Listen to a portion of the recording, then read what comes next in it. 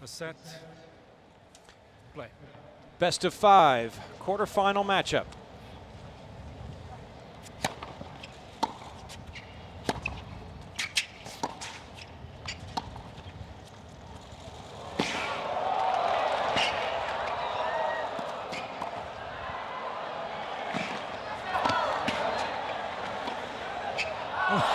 That's the first point.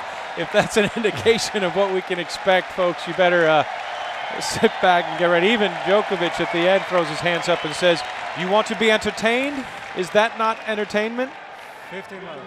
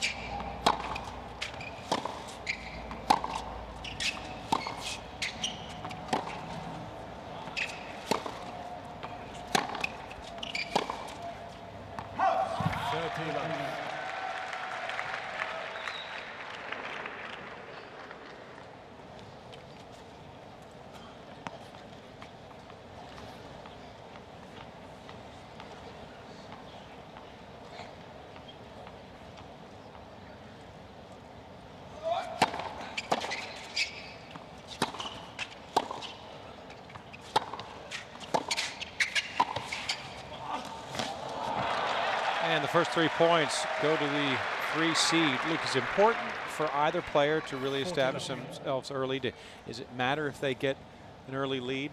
Well, I think for Djokovic, he wants to establish right away that his serve is working. I don't know about the lead necessarily, because this is a guy who's won a slam. This is a guy who's always going to be in the mix because of his high ranking and his results. But it's Monfils. It really is important for him to get off to a good start with his entire game, but also a lead, because then it puts pressure on the top seed. Not the top seed, but the higher seed. Puts pressure on Djokovic. And Djokovic, like right here, breaks down on his serve. And his serve really hasn't been a weapon for him throughout this tournament. Now with the win, as he throws up a practice toss just to see where the wind is. And look at his shirt. There's a nice little swirling wind down there, and that's tough to serve in when you're trying to get a precise toss. And Djokovic with a hold to take the 1-love lead here in the opening set.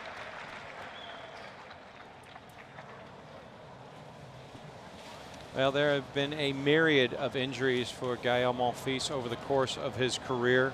He has suffered going back as far as 2006 when he had back injury trouble, a stress fracture in his left foot. 2008, he missed the first 2 months with a right knee injury, had to withdraw from Wimbledon due to a right shoulder injury. And last year, had troubles with both wrists and his left knee.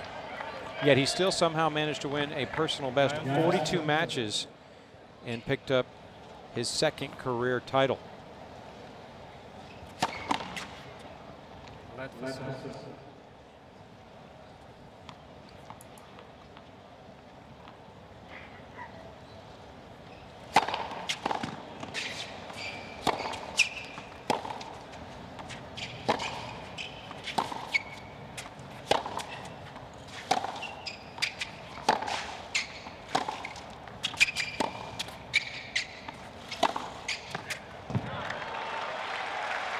Good depth on the forehand from Djokovic. And mentioning all those injuries, why it seems that people are somewhat suspect when talking about Monfils, because he hasn't realized the potential that he showed as a junior champion. A lot of it seems to be brought on by the very physical nature of his game, a la a Rafael Nadal. Where Nadal finally enjoying a good year, entering the US Open with no apparent injuries. First ace.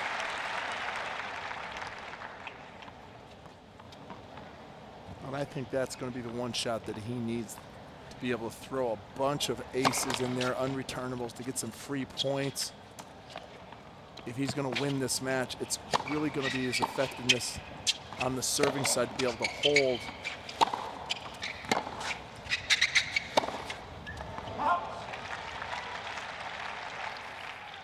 40-15.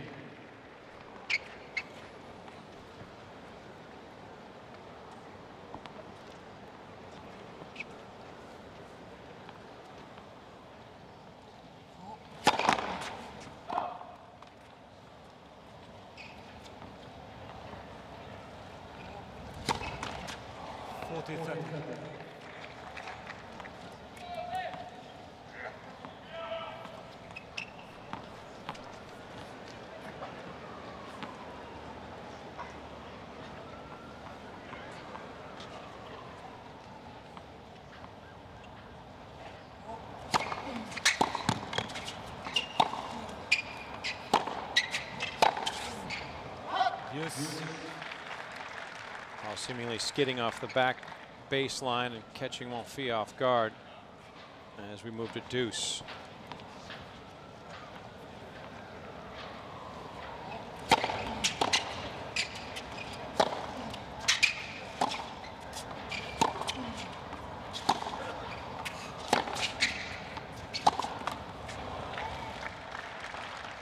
Advantage Monfils.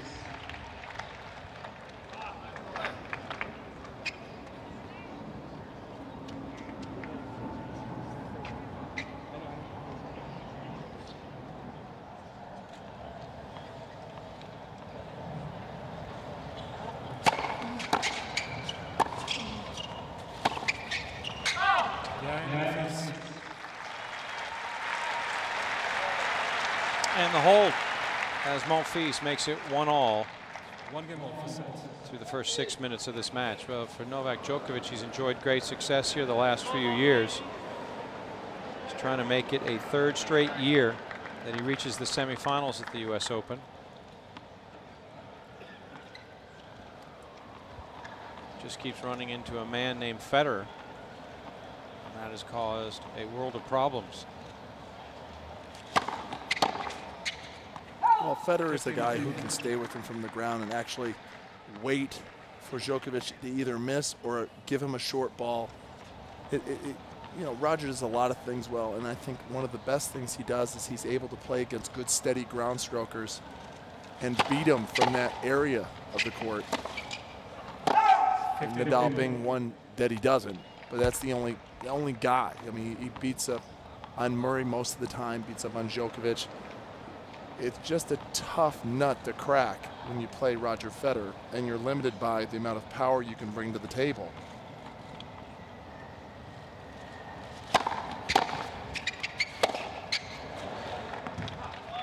Mishits the forehand, but for Djokovic, in all actuality, it would be the 4th straight year if you go back to his consolation runner-up status in 2007 when he lost to Federer, and then the last 2 years he's finished as a semifinalist. So he's achieving good results here in New York, just hasn't been able to capitalize on that final day.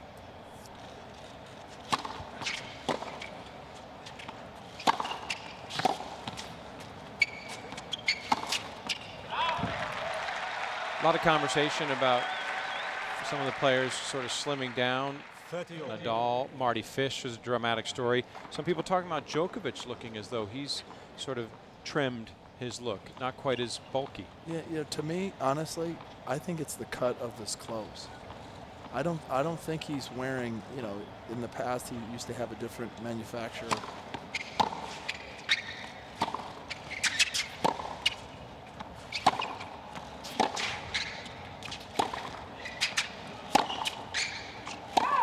He hasn't really talked about his weight or his fitness. He's always been extremely fit and light.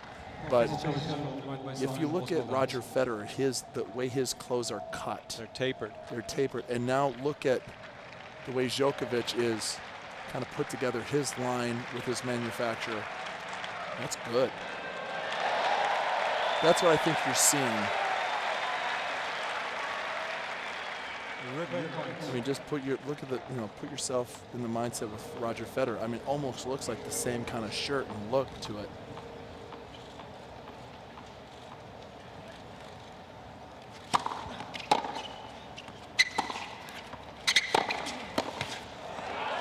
You could have some insight into that. Absolutely. Although the local coverage by the American networks here, some have called him to be much skinnier, but it very well could be, because you're right, the tapered look sort of draws in almost that V shape. But he doesn't talk, you know, they've asked him about it, and he goes, no, you know, I'm pretty much the same. I mean,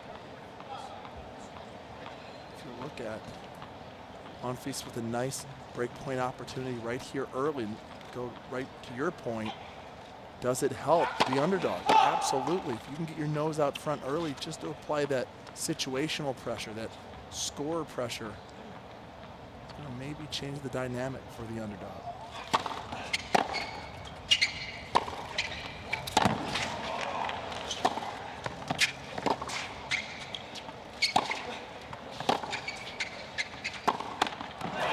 And the break of serve. Gael Monfils finds himself out in front 2-1.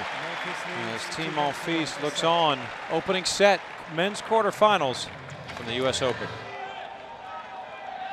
Gael Monfils serving up a break 2-1 against the 2007 runner-up Novak Djokovic. Monfils, currently ranked 19th in the world, has gotten as high as number 9.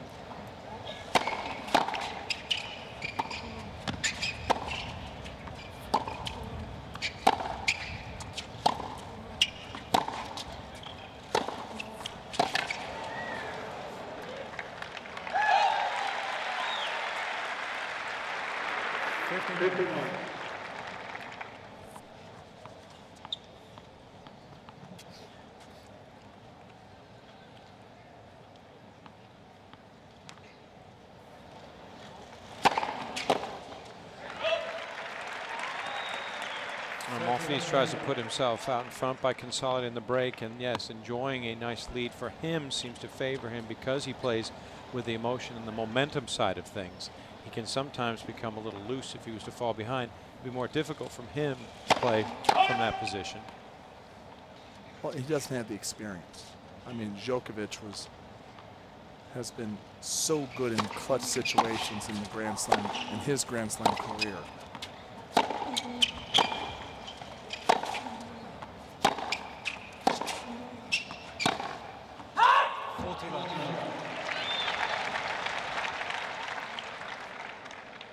Now Djokovic struggling to find his form early, already committing 8 unforced errors through a total of 22 points.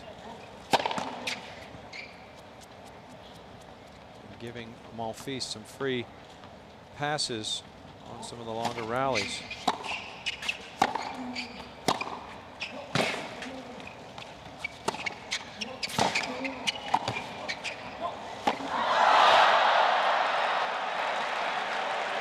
There is prime example of why Monfils sometimes is criticized for not having accomplished a whole lot. Not quite sure what the cause for this was, as he tries to put on a show, but instead of winning the game in love, he just sort of whips the old tweener from behind. This is a whole new type of tweener,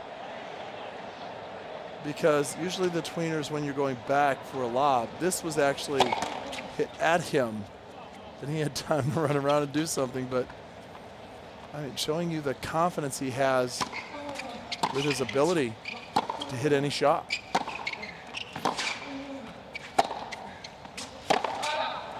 And while he could afford that with the buffer of a 40-love score, and maybe trying to get the crowd on his side by showing some of that entertaining side of himself, this is the prime reason why people think he just hasn't been able to capitalize on the natural gifts. Just 2 titles over the course of his career, sometimes more concerned with entertaining than just flat out winning. But he certainly does entertain as he puts himself up 3-1. That's the beauty of winning the first 3 points of your service game. You can afford the little nod of the hat towards the show here just a few miles away from Broadway. It's when you pull those trick shots. I mean, if you look at some of the best players in the world, they don't pull them in weird places and times. If he had pulled that shot off, you can bet it would have been at usopen.org. Official website of this last major here in New York City, usopen.org.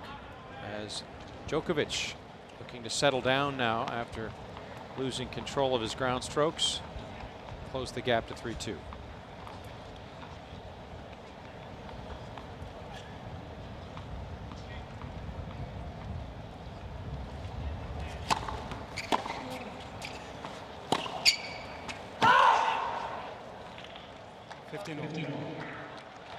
Djokovic is challenged to the right near sideline. Ball's called out. Well, it'll be a second opportunity for us to see the animated replay coming under the name Chase Review. And Djokovic will be disappointed as it just missed by about an inch.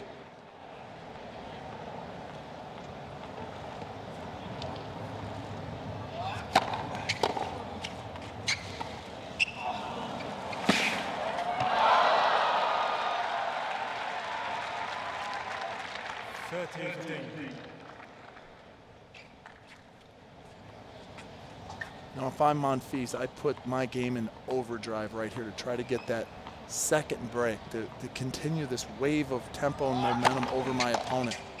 That's a nice serve. What can you do about that?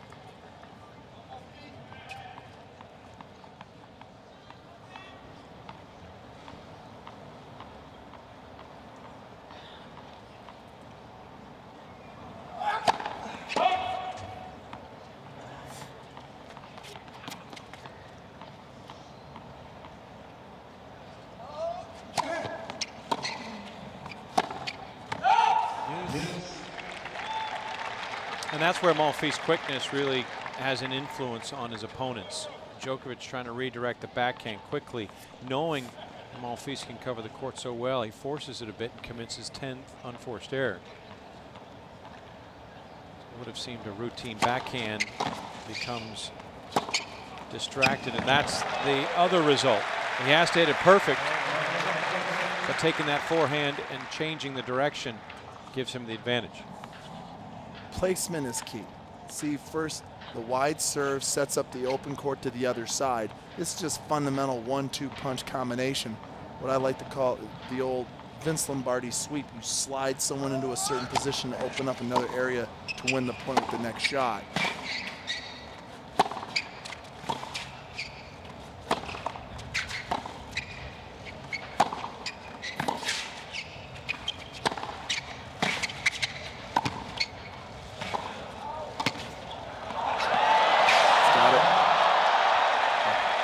Well, the double bounce, but still showing the athleticism and the speed with which he can move on the court. He doesn't get the point, but he still has a break of serve lead. Gael Monfils leading opening set. Roger Rashid has been working with Gael Monfils since July of 2008. Had to look at that last defensive effort by Monfils and come away a little bit scared at the slide towards the chair. No damage done, though, as Monfils steps in at 3-2. 51. Long look from Djokovic, elects not to challenge, and the point to the Frenchman. If you were Roger Rashid, though, is there anything, first of all, you probably can't tell Monfils how to change his game, but you certainly would be advising him to be a little more offensive, not staying back. Right there, if you saw that, you know, look at this point now. Down the middle.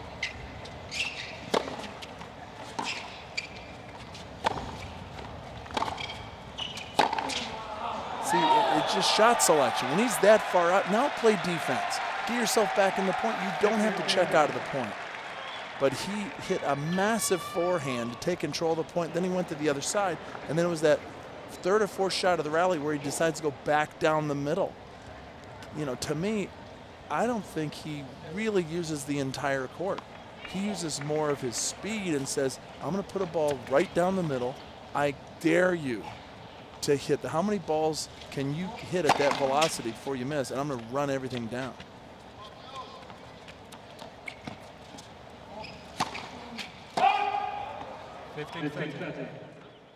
Yet that kind of strategy seemingly working for a long period of time for Andy Murray. He plays a lot of defense. Obviously, Monfils' defensive ability is not quite up to the Brits.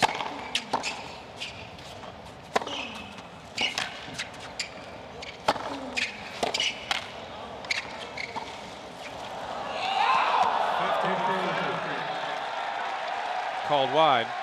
Well, when I look at the type of style of Andy Murray, there's no doubt he's playing that way, but he's looking to be more offensive moving forward. He'll come in more than Monfils does. Monfils really isn't looking to come in on a short ball. And with a guy that big, with that kind of size, you would think that would be part of the game plan. It does almost always seem everything is just sort of a challenge where Monfils trying to stay back, doesn't want to come forward unless drawn, and then he'll make some sort of athletic spectacular slide shot. It always has to be done in some sort of dramatic fashion. And he puts himself behind 15-40 facing a pair of break points and then says, all right, now is the time where I'll step up and serve. Well, his serve, yeah, exactly. And that's where his freedom of just releasing that inner power for that serve helps him. But you can't get down in these games. You've got to keep your nose out in front.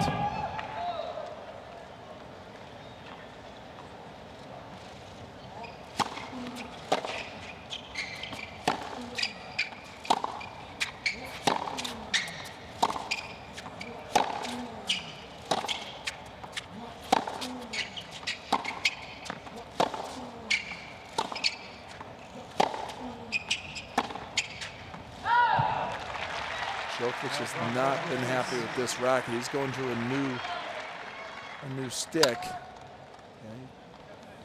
A little frustrated with that thing, but that Djokovic is so stingy with his game. He really doesn't give away a lot. He plays really tight, close to the vest. He's not looking to overhit. He just plays really good, sound tennis. You have to beat him to knock him out just because he is so fundamentally good with his forehand, his backhand. He'll go off sometimes, but he really is a consistent player at heart.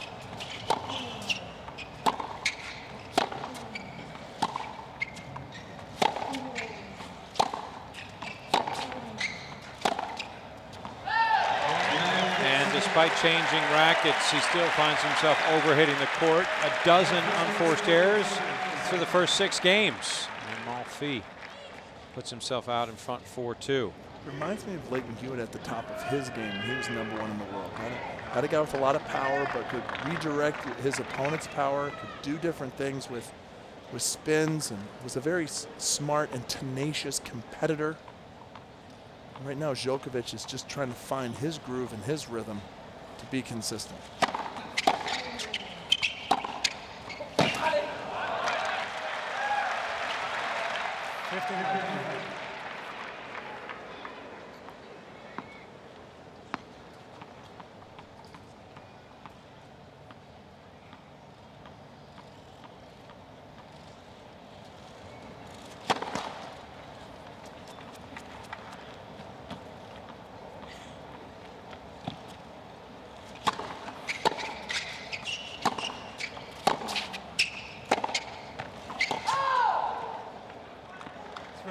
Could be in, could be out. Well, Carlos Ramos going out on a limb there draws a chuckle from everybody in the stadium. Could be in, could be out. Why are you asking me? Because I'm not going to give you anything. I'm just not a big fan of the umpire talking back and giving his opinion, just point blank. You going to overrule it or not? Yeah. If you believe in it strongly, you would have said something, yeah. And you didn't. So I'll have to take that as you don't have an overrule in your back pocket, so keep it to yourself.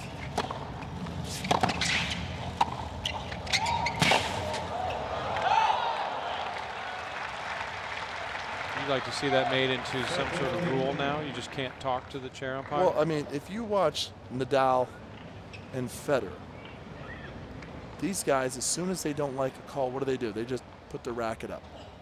You know, they don't go and look at the mark, have a walkabout, look at their box. It's not a game show, you know, The Price is Right, where you want to, you know, look to the audience and see how they saw it. The whole thing with the challenges was not to slow up the tempo of the match. Well, most of the players out here, when they use this system, they go on and they talk to the umpire, have a conversation. Get on with it.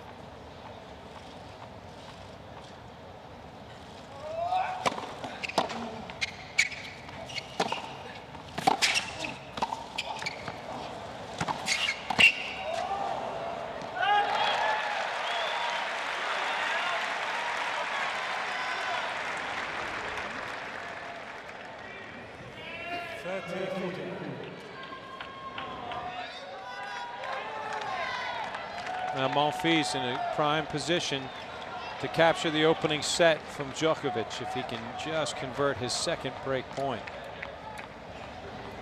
Already perfect, which gave him the 4-2 lead.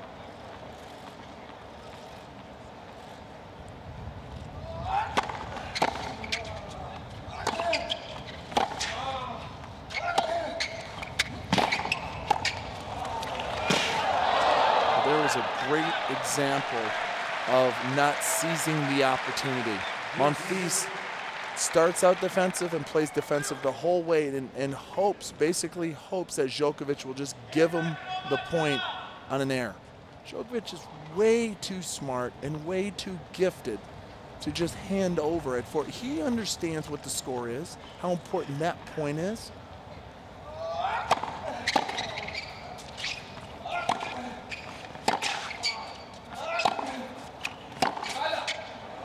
Monfils is so far back now.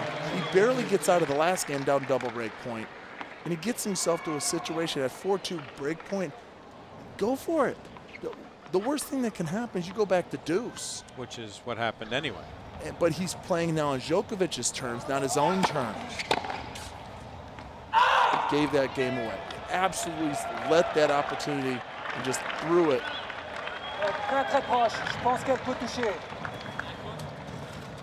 Very close. I think it could touch, but you need to make up. You want it?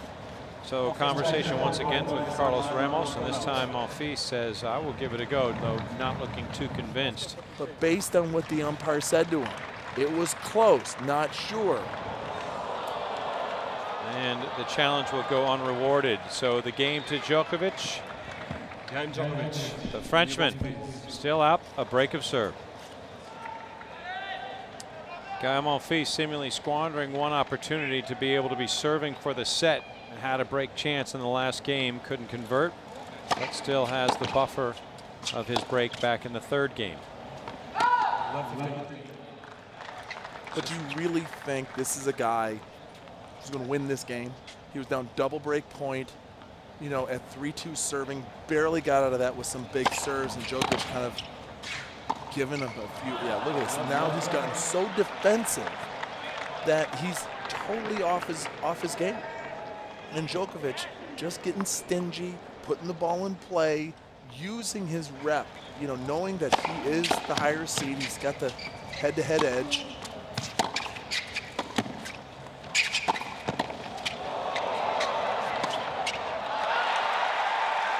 It's so frustrating. It's great to watch Monfils, but he takes you along this, you know, this whole emotional roller coaster because you want to support him and you want to see him kind of live up to what is potentially there.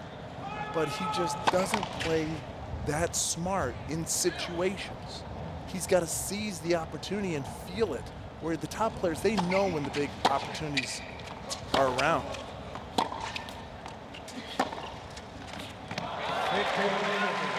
Triple break point for Djokovic. Now goes to double break point. Monfils once again does just enough to save himself. Well, stay in this game. I mean, I didn't think that was a big confident backhand down the line. It was more like a guide, you know, just trying to get it in.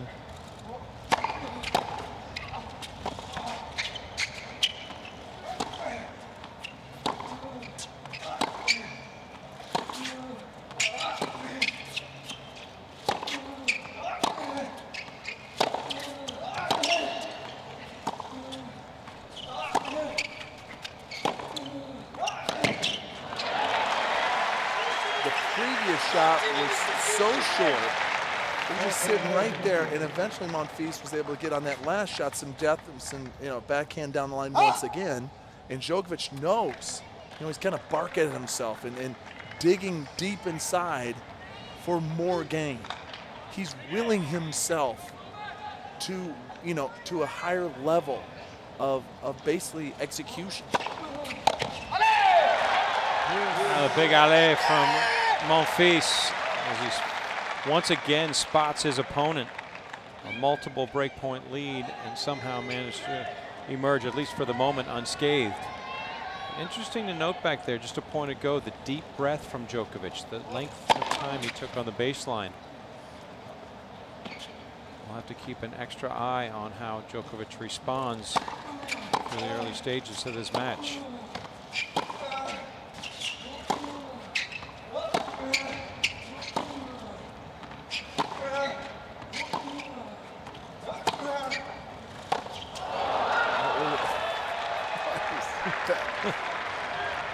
But let's point out now also some tactics as far as how they're playing their ground game.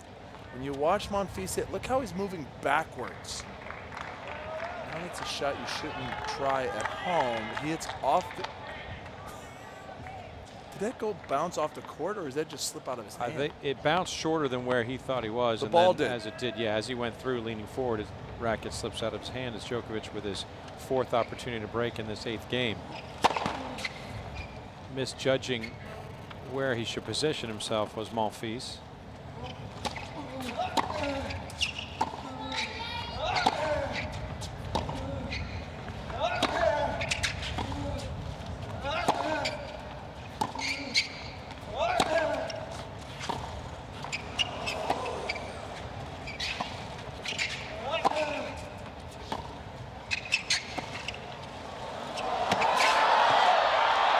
And the break to the Serbian as Monfils plays chicken with the off-speed slices. That cat and mouse thing.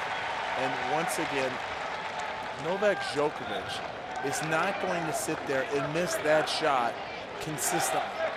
He may miss the odd one, but if it seems like as this set has gone on, Djokovic is the one who is being more aggressive, tactically moving up to the net, up to that short ball, but cut forehands, trying to kind of not even a drop shot, but just like cutting it to the service line and kind of hoping Djokovic overcooks something. And now clearly Djokovic has the momentum back into this match.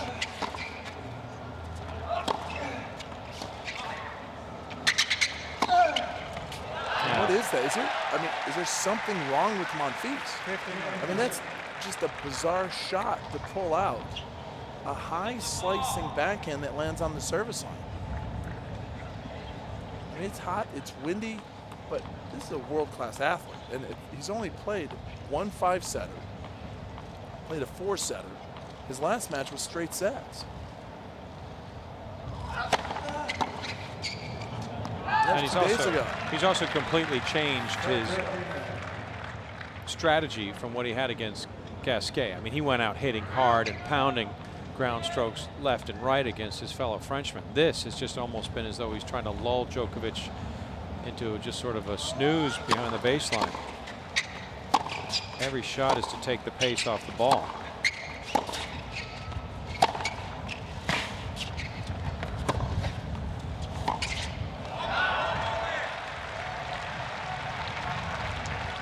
Well, when you talk about, right from the start, when you talk about Monfils, unrealized potential, living below, we talk about expectations, but not living up to his talent, and not even playing up to it, not even playing.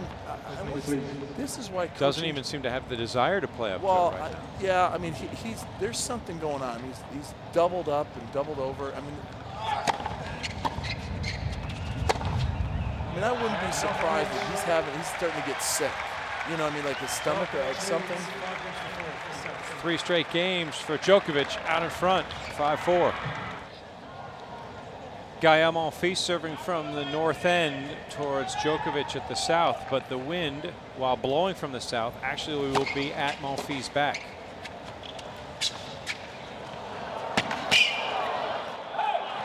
Sounds odd, but the wind blowing south, almost giving the flag at the top of the stadium full extension towards the end where Monfils is standing, but as it swirls in the bowl, it comes right back around right behind the Frenchman. It actually, you know, kind of is caught by the other side of the stadium and the giant big screen.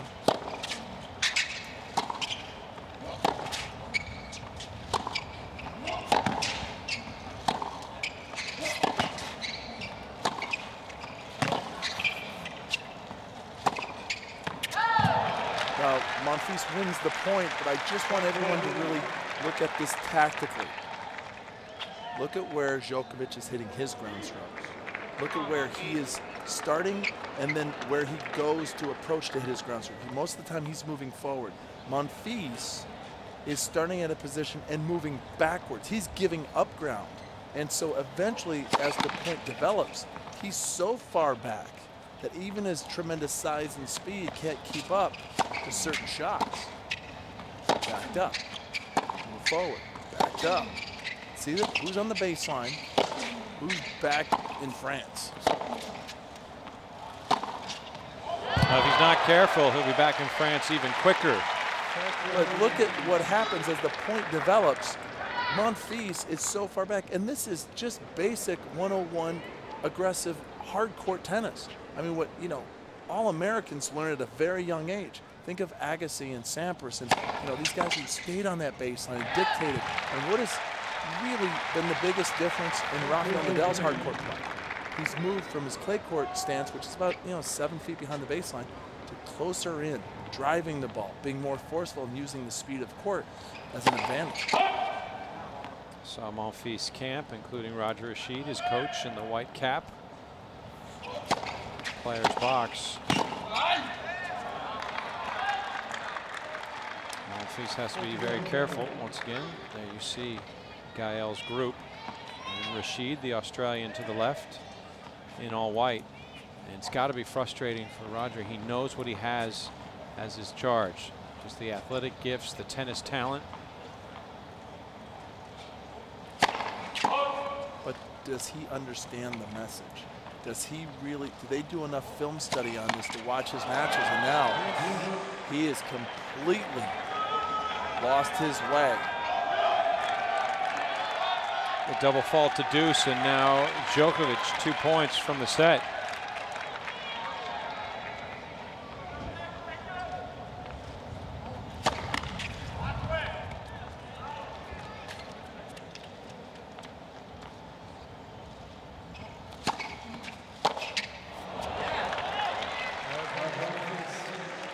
Now the ball gets up on Djokovic, and he's unable to corral it, put it back in play, and Monfils is saved for the moment as he was struggling just to get his serve in at all.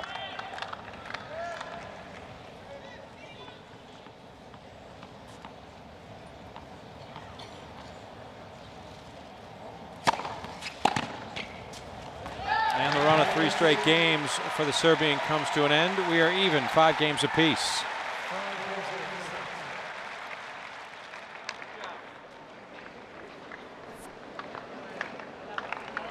Will he be able to use this to springboard to the rest of this set? Because he's been able to kind of stop the bleeding here, but clearly Djokovic is still the man in control, the man with a better sense of what to do on this hard court.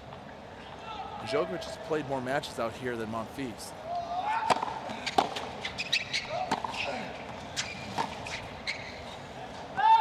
And there seems to be a more cohesive game plan to Djokovic's attack, whereas Monfils can alter and change and at his own whim, depending on how he's feeling at that exact moment for that point. You might get the defensive Monfils. You might get the offensive Gael.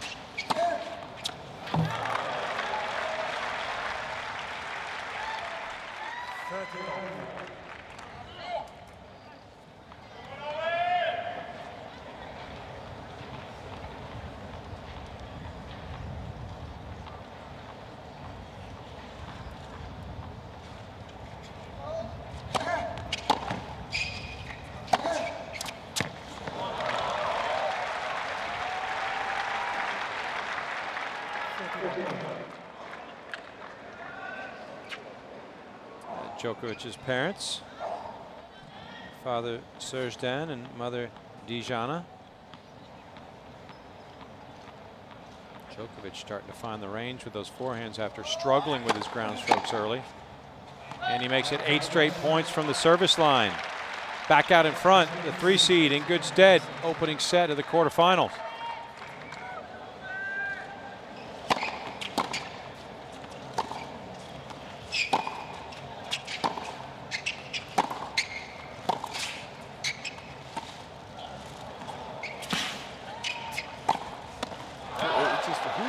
And who's dictating? The smaller athlete, you know, the guy who doesn't have the real physical skills compared to the opponent. Where Monfils is just limiting everything he's doing to this. I'm going to track this down, track that down.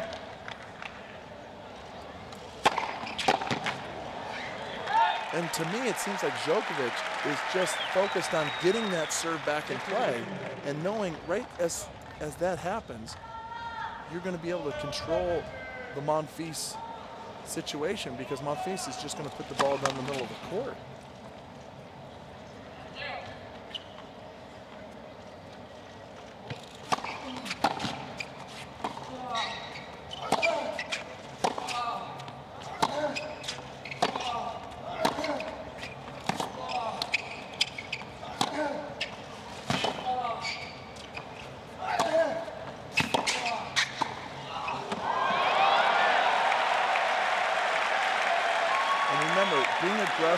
Isn't just hitting the ball hard.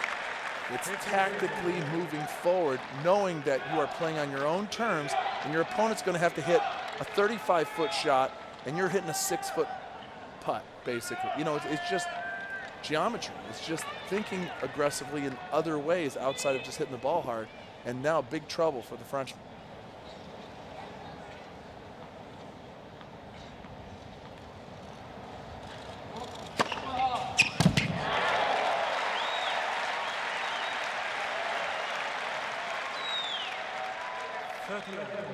Ace number 3 gets him out of trouble for the moment, but there's still a little business left to do as Djokovic finds himself 2 points from the set.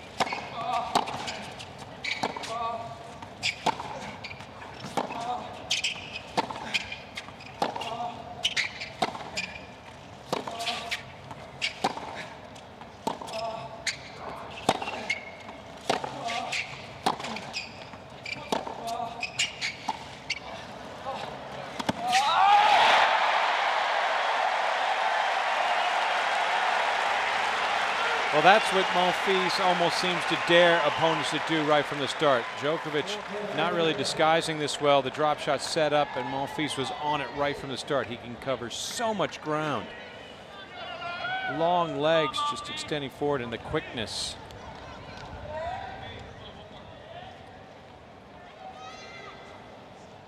Djokovic lets Monfils off the hook.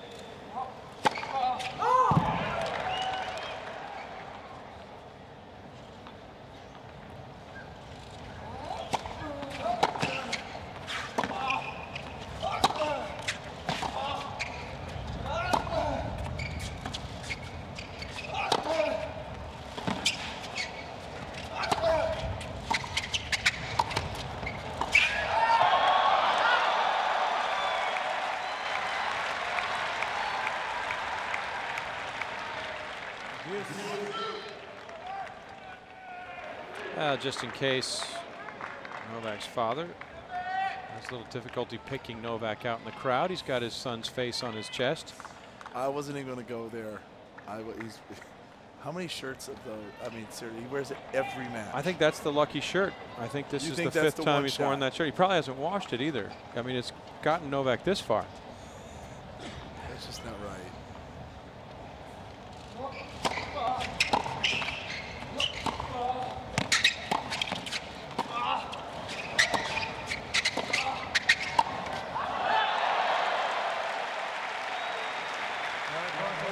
Well, that shows what kind of athlete, though, Djokovic thinks that Monfils is. Maybe more of a show of respect, how fine he tried to cut this over the shoulder. Well, I think the win actually took it, too. I mean, this is the most difficult shot in tennis. And he gets extra points from the East German judge for style points and a nice leg kick. So he's got the flair working for him, but now he's down game point. And it could be a tiebreaker for this first set. Djokovic no doubt knowing full well that if he puts it too deep, Monfils is going to be right there anyway.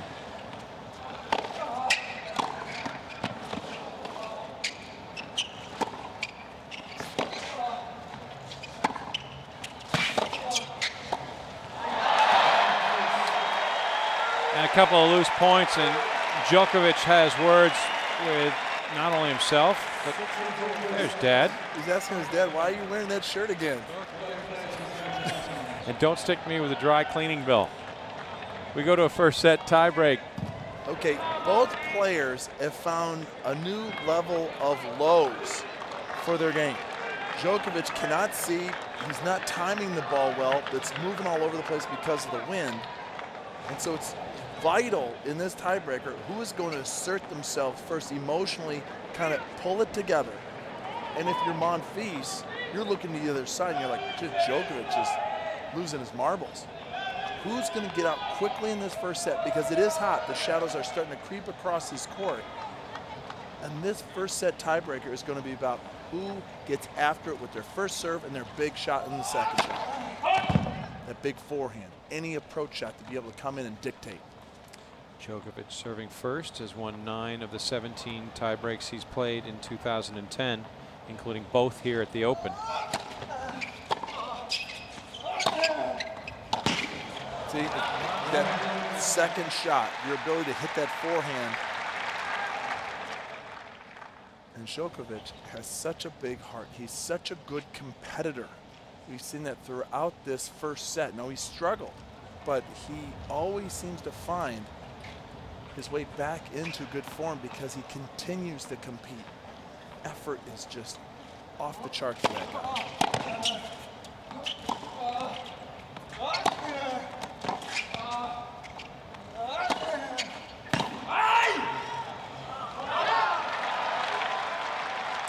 Monfils reprimands himself. He knew right from the moment it left his racket that that backhand will be errant. 11 and 11 in 2010, Monfils in tie breaks, with this being his 4th here at the Open, 2-1 record.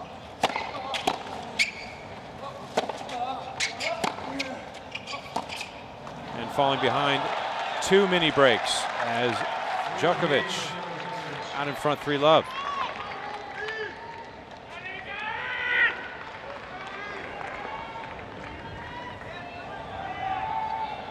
And if history is an indicator, as it would be in the head-to-head, Djokovic winning all 4 matches, they played 4 tie breaks, and Novak has won each and every one of those. So when it's crunch time, the Serbian has stepped up. As you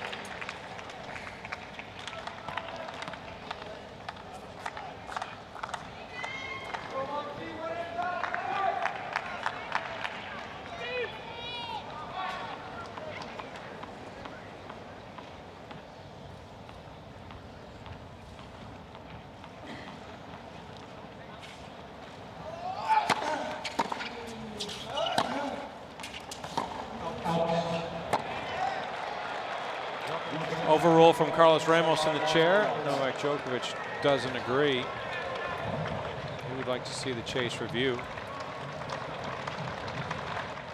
And so he will, as will the entire stadium. Thrash. And it'll be Djokovic who will be rewarded, and perhaps give a cursory look over towards Carlos Ramos, who up to this point kept saying, oh, I don't know, it was close, it was maybe near there, I'm not quite sure what happened. The time that he does step in and overrule, he gets proven wrong.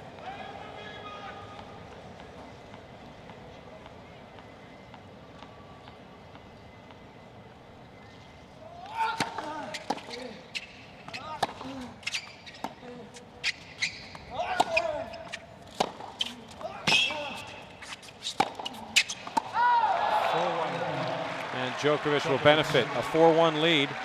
He'll play one more point and switch ends.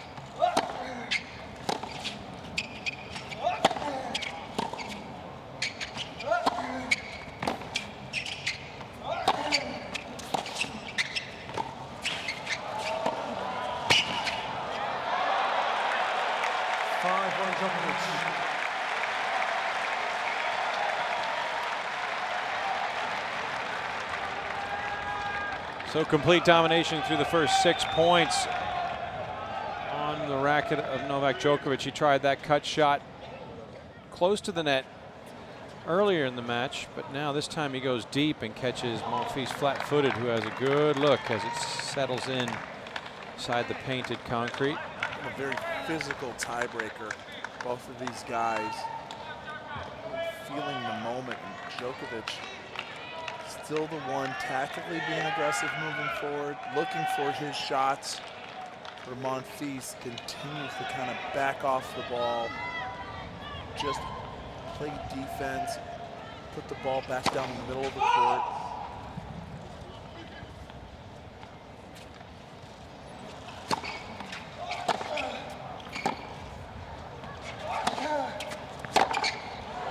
The great thing about Monfils is he has so much room to grow.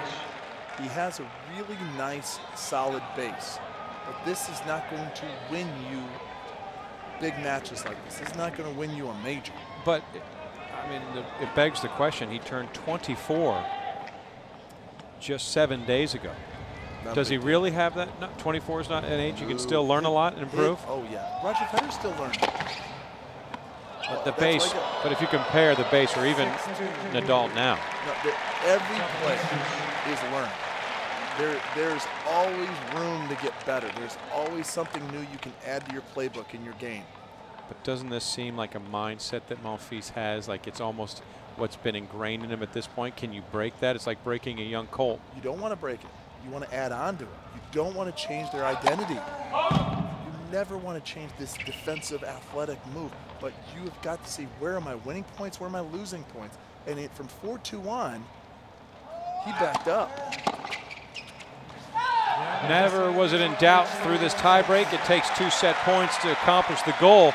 But Novak Djokovic takes the opening set 7-6 in 61 minutes, leading 1-0 for a spot in the semifinals here at the U.S. 1-0, and he has never beaten Novak Djokovic, including their very first meeting, which came right here at the U.S. Open 5 years ago in the opening round. Djokovic outlasting the Frenchman in 5 sets.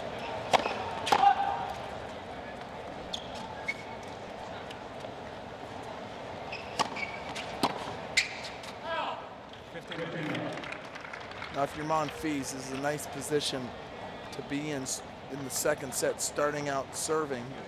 The best weapon you've had is that serve when it goes in.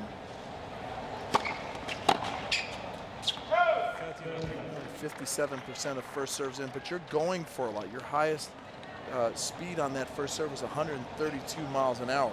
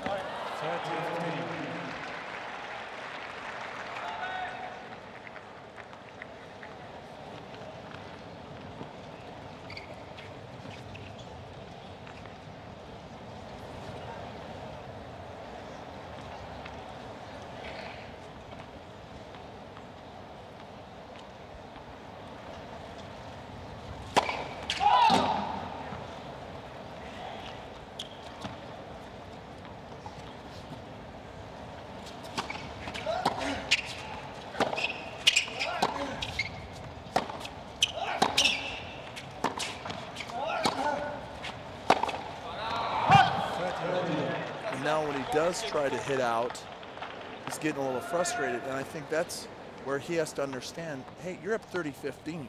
There's nothing wrong with taking a crack at this forehand.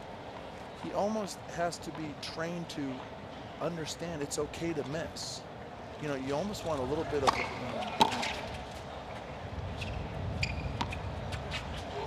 a James Blake mentality who, you know, listen, he's going for his forehand. He understands that he can hit some big shots off of that thing, and he's going to miss too, but you accept the losses sometimes.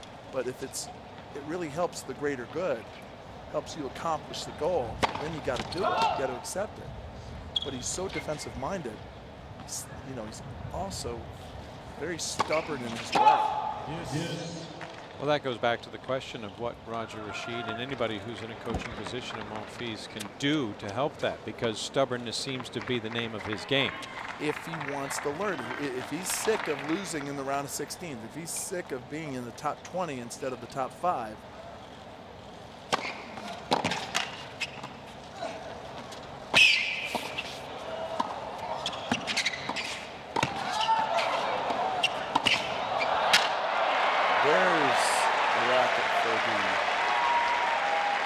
if he didn't break that one, that'd be incredible.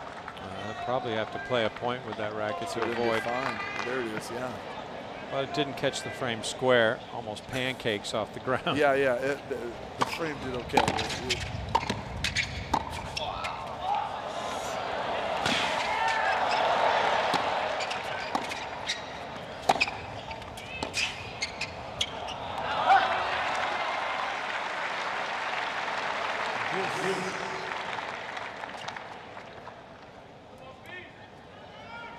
What about as a player when you see the draw and you see that Monfils is coming up and you know that you're not sure which Gael is going to be coming out there, the one that's going to attack you, give you a lot of problems, create the pace that is difficult to adapt to, or is just going to be full of trick shots and uncertainty?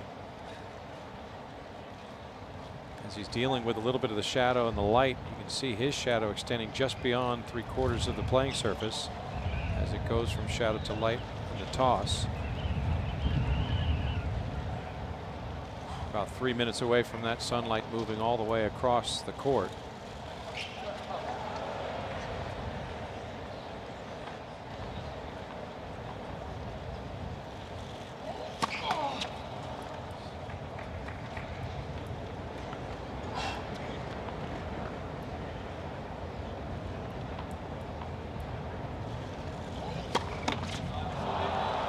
And really struggling to deal with the deuce side. Things should be a little bit easier on the ad side now. He'll be bathed purely in shadow as he double faults to give Djokovic a break point to start off this set.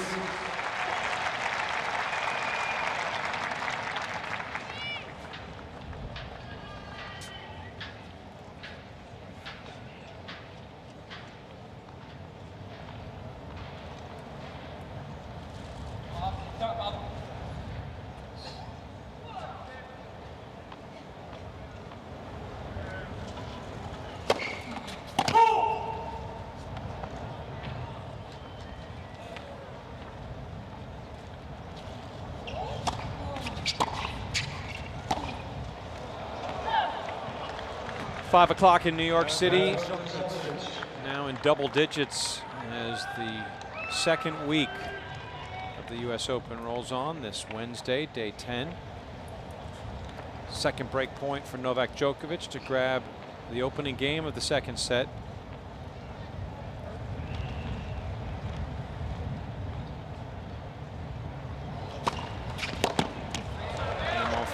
Gets out of a jam once again as he deals with multiple problems, and Djokovic just beside himself. How's your Serbian? Well, I think you're just reading body language right there. I mean, it's definitely talking to his box about where they're going to dinner tonight. He knows, Djokovic knows, if he can get the serve back in play, he neutralizes the one weapon Monfils will go to in his arsenal on a consistent basis. The wind is really throwing havoc onto both players' games. But it's taking advantage of these opportunities to keep your opponent, the underdog, down.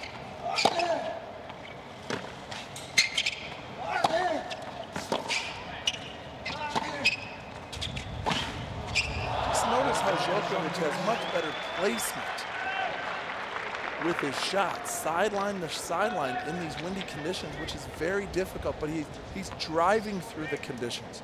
He's putting pace on the ball. Monfils is floating the ball. A third chance for Djokovic.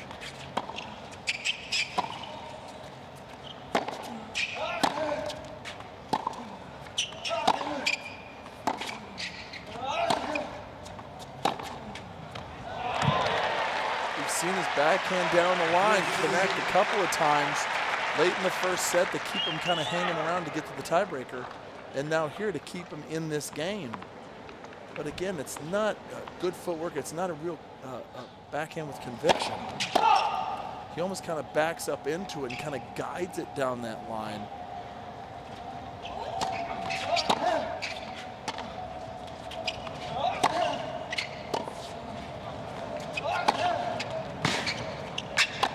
That is the most bizarre strategy I have seen. And if you look at Monfils, you've got to say, is there anything, has anything changed from the first set? Look at that. It's almost like he's not even trying to hit the ball.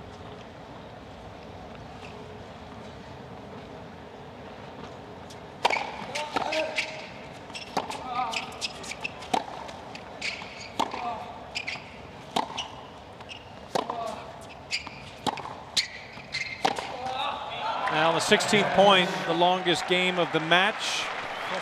It is a break in favor of Djokovic.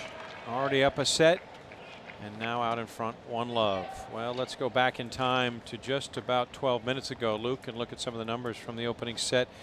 You see both players -3 in the differential. There was an equal number of breaks which forced the tie break, but it was Djokovic who seemed to have this more solid game plan and dictating play by virtue of the 15 winners, almost twice as many as Monfils, and the 18 unforced errors, many of which came in the opening games when he fell behind 3-1.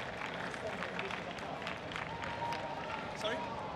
I don't know what to say. I mean, it's just look at the first serve I don't percentage. understand what you're saying, but I have other people here. Well, I think you do. Thank you. I understand it's tough to play in these conditions. Now Djokovic having a conversation with Carlos Ramos about how difficult it is to play in this weather, the conditions which of course are impacting both players equally. Well, they've got a heat situation, got a wind situation. Got shadows. Well, I mean, which are almost, that aspect is almost gone, and that seemed to have affected Monfils more than Djokovic. we've had wind the entire tournament. We've had heat, you know, much hotter than this in the first 3 or 4 days, in the mid to high 90s. Humidity tough, there's no doubt about it, but these guys are built for this.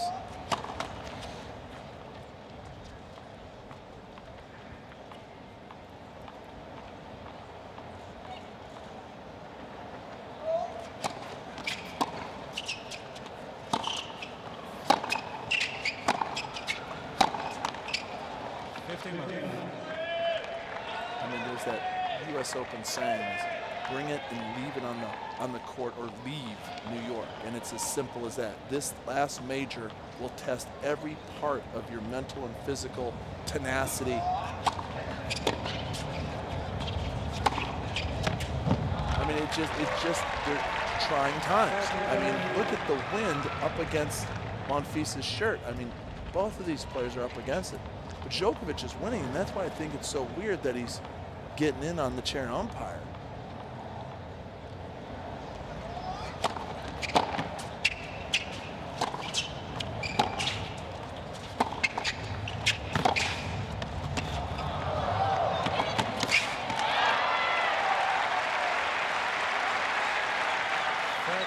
looked as though Djokovic asked Carlos Ramos to speak to the crowd. There may have been something to do with the fact that there is a lot of debris. There's napkins floating around. There's little pieces of plastic, things coming from the stands. And he might have said, hey, can you talk to the people about their rubbish? And Ramos said, well, I'm not sure exactly what it is you want me to say. And Novak said, trashy. Well, Novak responded with, oh, I think you do. No, I would never say that about Gotham.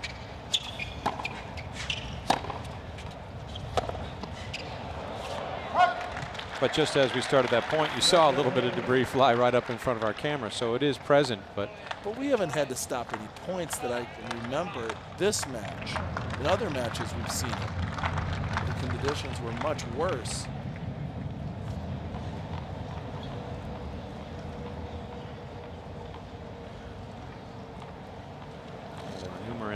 Numerous instances in the match preceding this. Zvonareva and Kanepi. None yet here, but they've had to tape down the towels where the ball boys and ball girls kneel courtside, so they won't go flying.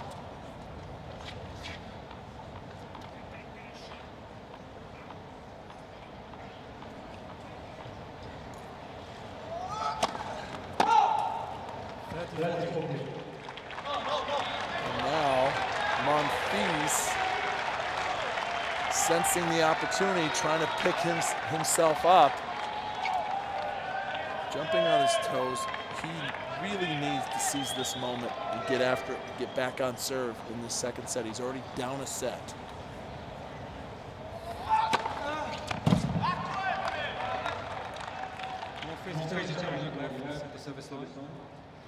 Ball's called good. Carlos Ramos lets everybody know what we saw in the background. The line judge called it good, said it hit the white line, which means it's good. And if it hits any part of the white line, it is good. And the chase review says it caught just a smidgen. Even in junior tennis, everybody, that's good. Sometimes not called that way, but I'm telling you, those are the rules. And the ace erases the break chance of Monfils, and now it's Djokovic dealing with that difficult south end as the wind blowing in his face as it banks off the north stands and comes right back at him.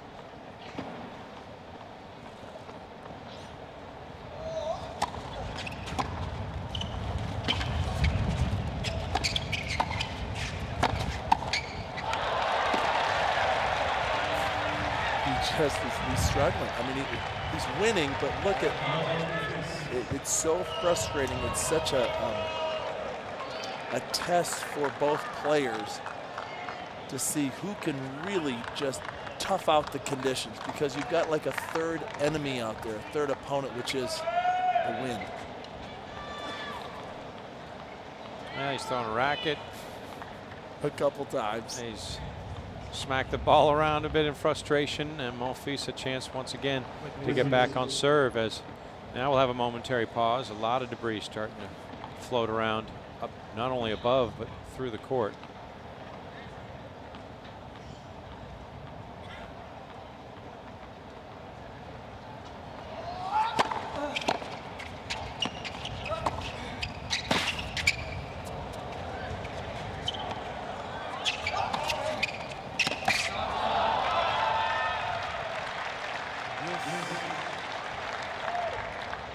Well, he wins the point, but nothing seems to please Djokovic today.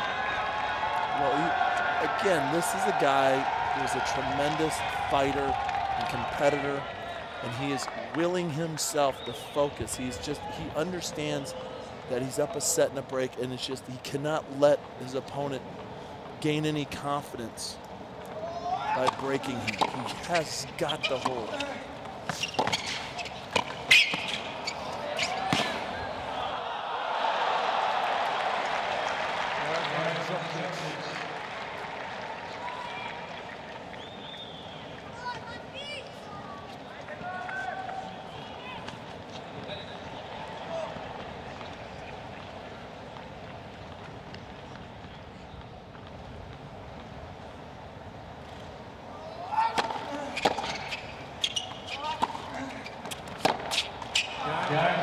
Well, he saves a couple break points, gets some help towards the end of the game, and Novak Djokovic consolidates his break of serve to get out to a 2-love lead. Now, we've talked a lot about Gael Monfils and what he posed as a junior, winning the Australian Open title, the Roland Garros title, and the Wimbledon title as a junior in 2004. He ended up the ITF Junior World Champion, and he would have probably competed for all four, but at the US Open that year, a knee injury prevented him from competing.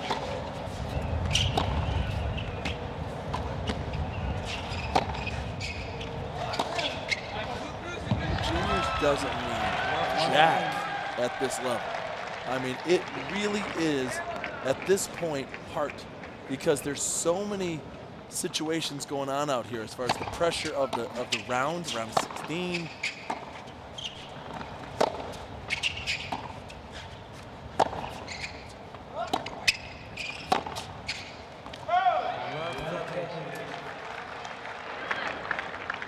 There's just too many things going on. You know, I'm sorry, it's the quarters, and if you look at what happens here, who's going to really lift their game? When you talk about talent, okay, that's great, but Will really wins you matches. Will really get you to work even harder. And Djokovic, he's just showing a bigger heart.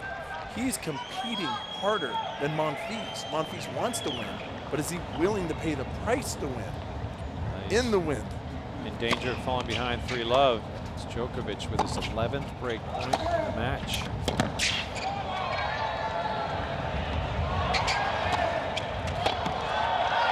And looking to break at love. And the courage to do it. Look at Djokovic is hitting his shots. Monfils is letting all this, you know, the debris and the wind affect the rest of his game. And he seems to be taken completely out of this quarterfinal. Loses the first 3 games of the second set. Are you going to be getting back into the fight mentally? Show your opponent something emotionally, and then, of course, physically, that you're up and you're into it. Have you made an adjustment? Because to me, he's played the same from 4-2 up, where he played not to win. You know, he just didn't play that aggressive style that got him there and was pushing Djokovic all over the court. At 4-2, you've got to know Djokovic was going to make a run there. He's going to, you know, firm up and shore up a bunch of his errors and get after it. Well, he certainly has made a run, winning 7 of the last 9 games, winning the set and the tiebreak, and now chance to go ahead 4-love and really just take Monfils completely out of this match. But the same can always be said of Monfils himself. He seems to take himself out of matches on occasion. You're absolutely right about seizing the moment and trying to find an opportunity to capitalize. Instead, he squandered it. And I'm not saying he's not trying.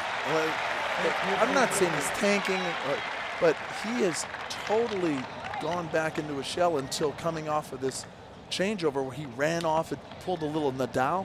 I'd love to show him some Nadal footage of how Nadal kind of, you know, prowls and stalks the court, how intense he is at all times, up or down. Perhaps now, though, the attention that we paid to Monfils and what he hasn't been able to do should go towards Djokovic and what he has. He's really been dealing with some difficulties and looking at a couple opportunities to just find himself playing from behind and capitalize to come back, although now facing a pair of break points. He's shored up his game considerably from those first 5 or 6 games, has Djokovic.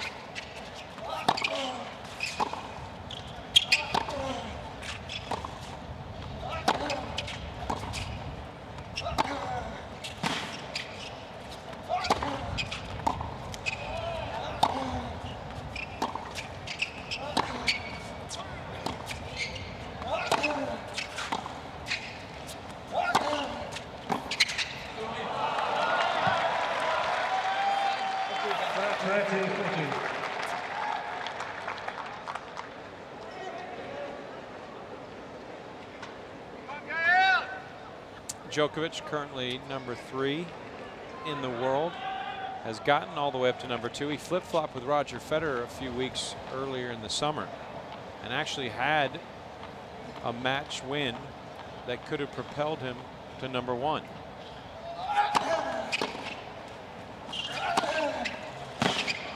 but was unable to capitalize on that. And Rafa has stayed in that position, and he has subsequently fallen back a spot as Federer has stepped in the #2 position again. But he's been threatening the big two, who have had a stranglehold on the #1 ranking for the last 5 years.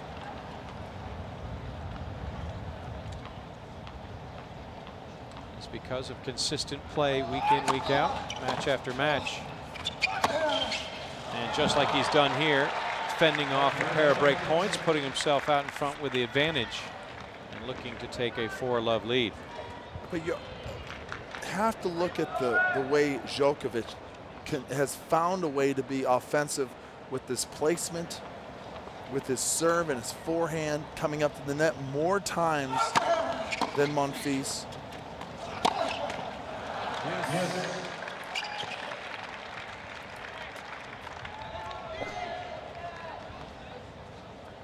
Still, the threat has not been averted completely yet. Back to deuce.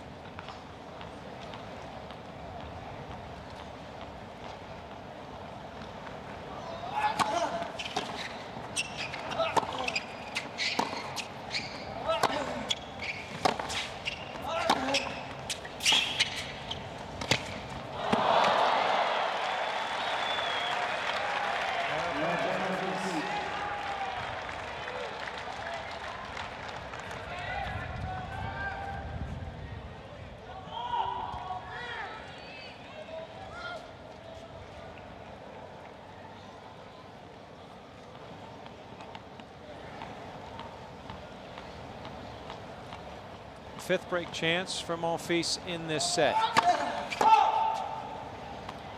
Third in this game to try to get a score on the board in the second set.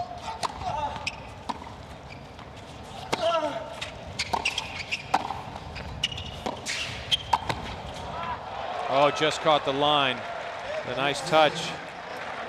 But you notice where Djokovic is playing his shots and Monfils is playing his shots. And Monfils is so far away from the net. He's the one having hit passing shots. Djokovic, even though he's missing shots here and there around the net, he still has the confidence within his game to continue to move forward, to make sure that he's watching that ball and being more aggressive tactically, as well as hitting the big forehand and the serve.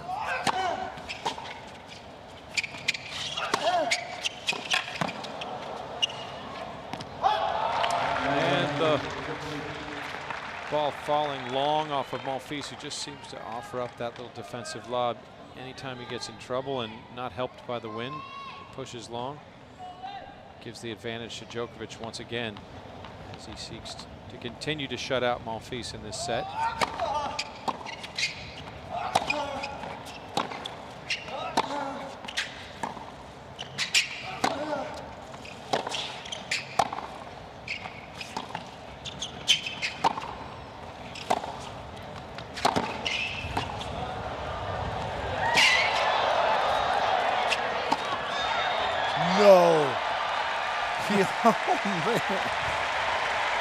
Of all the options, you go right back to your opponent. That's the Monfils modus operandi. He does not seem to shy away from issuing himself some challenges here. Djokovic had given up on the point. He settles in nicely to make this defensive lob, but watch for Monfils deposit it right at him. Whoop, last second. If he'd just taken a step forward, he might have gotten on the rise and sent it right back, but instead of a chance to hold, it goes back to deuce.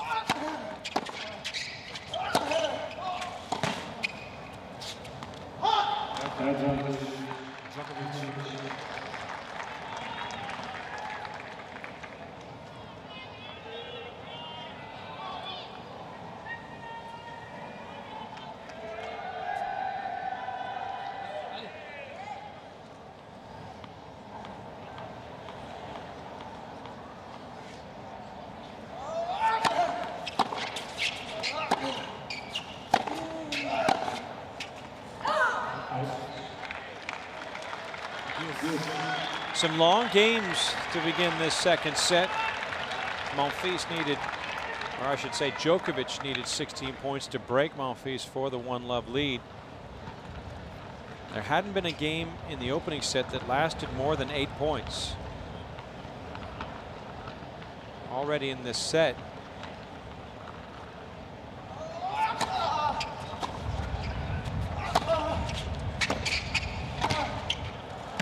only one has lasted less than 12. And that was the game that Monfils was broken at love to make it 3-0. But here's a chance once again for the Frenchman, looking for that first digit next to his name in this set. And finally the crowd starting to realize, hey, it's time we woke the players up. We start moving things along, and Monfils gets a little pep in his step. Where was this in the tiebreak in the first set? Where was this at 4-2 up in the first set?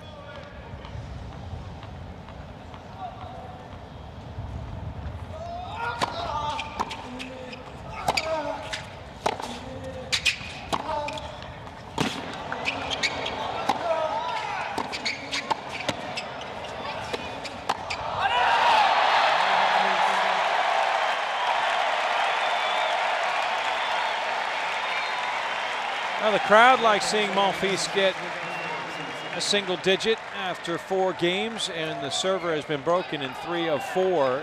It must be love, the theme of the 2010 US Open. If you log on to usopen.org, you'll see that slogan pasted across the top. You can see highlights of matches, updated draws, and anything and everything you need to know about the US Open. No love score anymore in this second set as Monfils looks to slim the lead of Novak Djokovic to 2-3.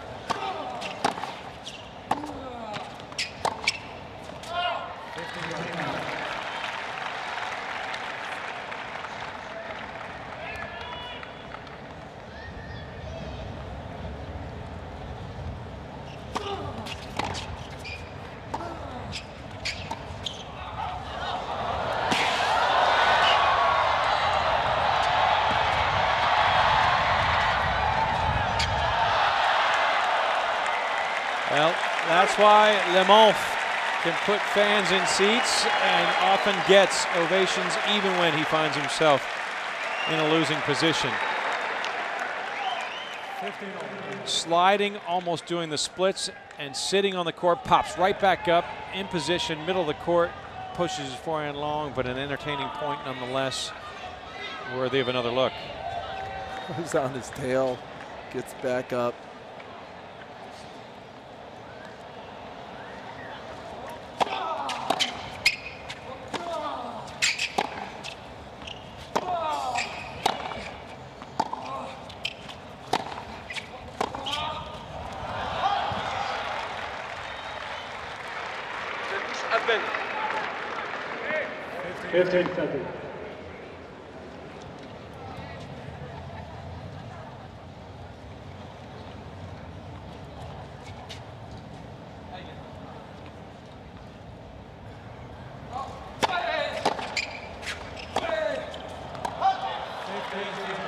And just like that, Monfils giving back the break he earned in the last game.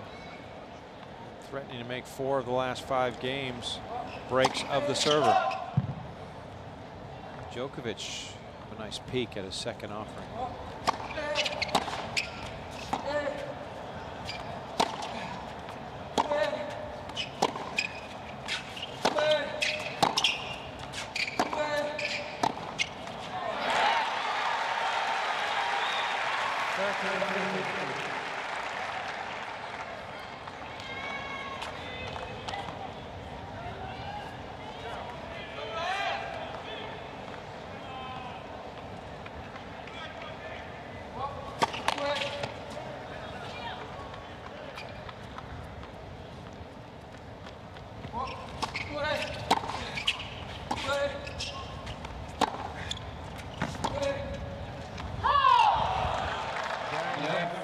The lack of serving prowess in this second set continues. There's only been 1 hold, but it's Novak Djokovic up 2 breaks.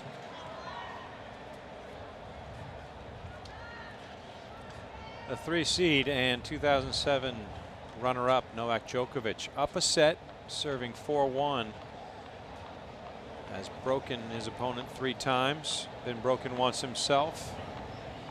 Trying to run through this second set.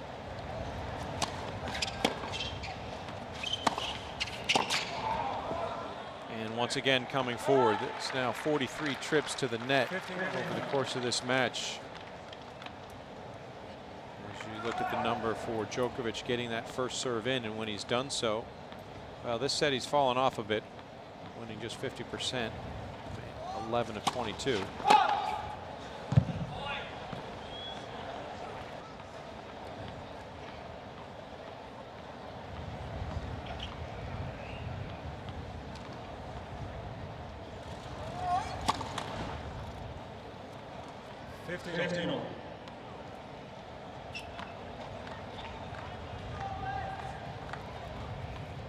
Winner to take on either Roger Federer, the 2 seed, and finalist the last 6 years, or Sweden's Robin Soderling.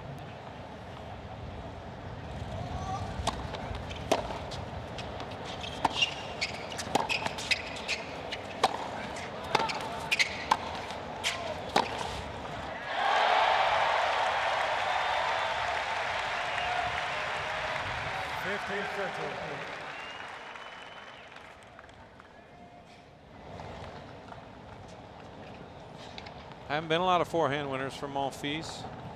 Hasn't produced a lot of winners in general. Just his second from that side. And that's for the match.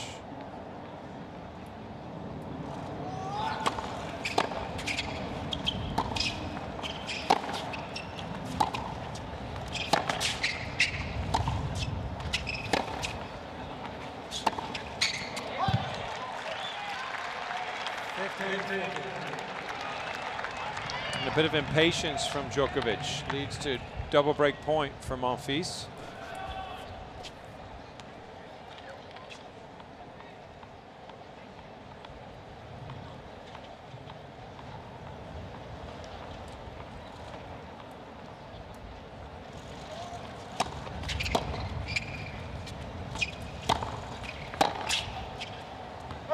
Talking about sensing the moment. He's really struggled with understanding where he is with the score, the situation.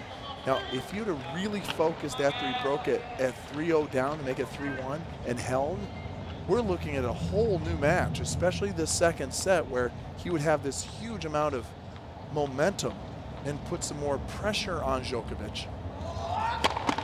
But even if Djokovic loses this game, he's like, listen, I'm still at a 4-2 lead. I'm up a break.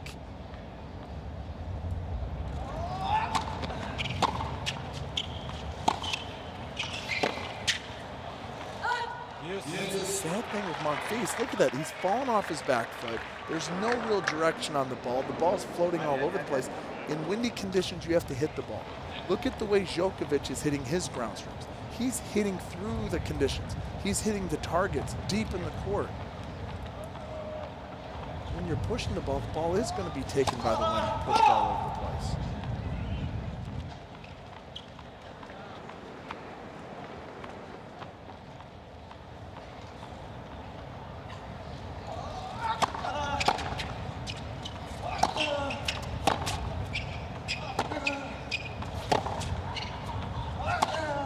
See the depth of shot that creates the short ball, then you can go for your big winner.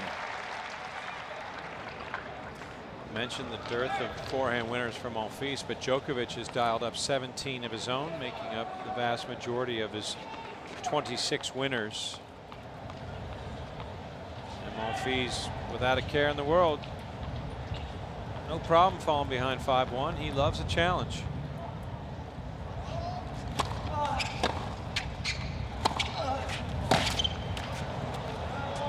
And he'll get one. Down a pair of breaks and 5-1 in the second set.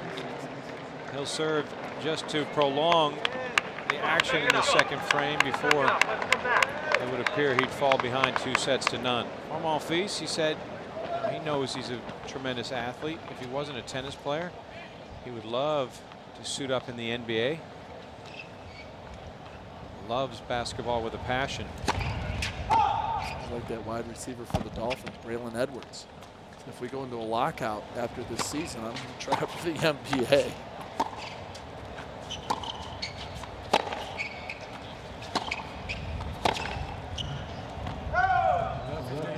Well, he's big in terms of tennis players on the ATP Tour, but as far as going in the NBA, you know, there are guards 6'10".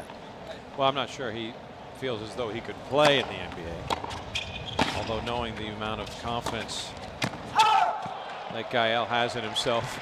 Well, Magic Johnson, 6'10", 6'9". This guy LeBron James from Akron, young kid, has some potential. I'm not familiar with that. He's down in Miami now. Miami picked him up off the waiver wire. Oh, LeBron James, yes. They say he has a lot of potential too. Meanwhile, Monfils turning this second set into a slam dunk for Novak Djokovic. 2 points away. And that's a 2-set lead. To me, what the real tragedy is with the Monfils game is that there's so many fixable parts in just his approach. See, that's a forehand. But too few. I mean, how many forehand winners in this match? 2? 17 by Djokovic, and Monfils clearly is the stronger athlete. It's just the approach, how you use your weapons. 2-set point opportunities for Djokovic. And a bit unlucky in net cord, a bit tense, but it falls on Djokovic's side, and he'll have one more opportunity to cruise to a 2-set-to-none lead.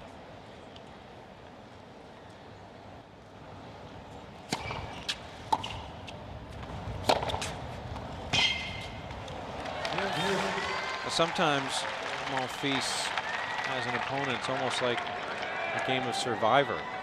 Outlast, outwit. Because the potential's there, but Djokovic has handled it well. Put himself in prime position. But he may have to wait a moment and earn it off his own racket as Monfils fends off the 2-set points. There are just so many elements that go into a winning combination to win these slams, to be a professional tennis player at different levels.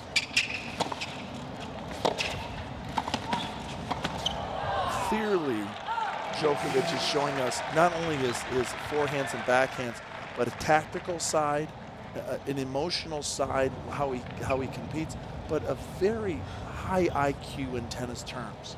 I mean, look how smart he is out there, where he's hitting the ball from, and just feeling out his opponent and knowing where the weaknesses are and taking advantage. He's played more of a mind game out here on Monfils than anything else.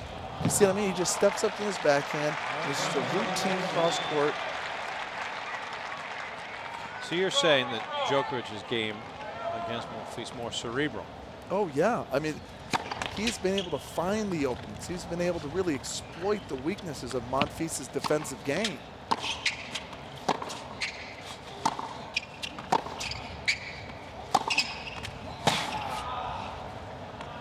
Now the third chance works perfectly for Djokovic. He finds himself in front 2-love, looking for a spot in the semifinals.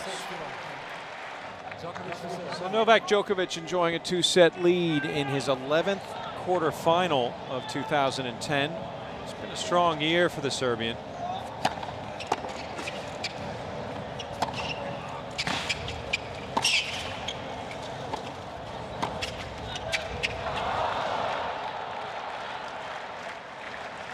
Djokovic picked up his 17th career title back in February in Dubai.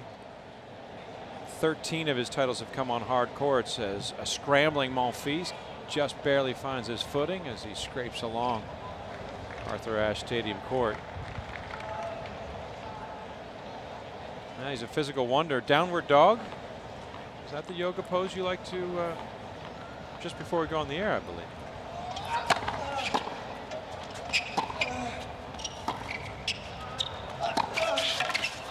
And once again sent to the ground, scrambling, and it is Djokovic who has shown maybe a bit of impatience now. He's not hurting his game any by showing it, but certainly taking it right at Monfils.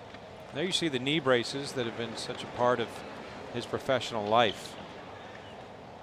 The injuries and setbacks preventing him from really completing an entire season in good health.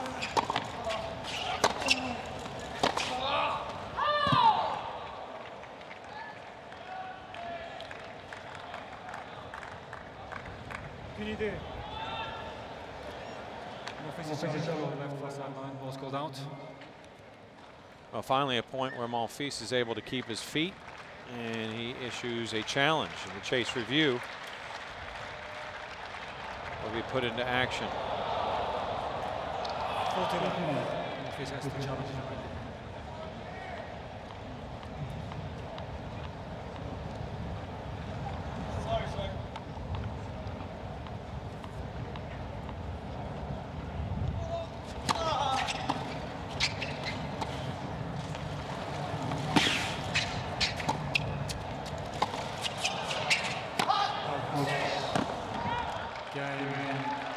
Djokovic.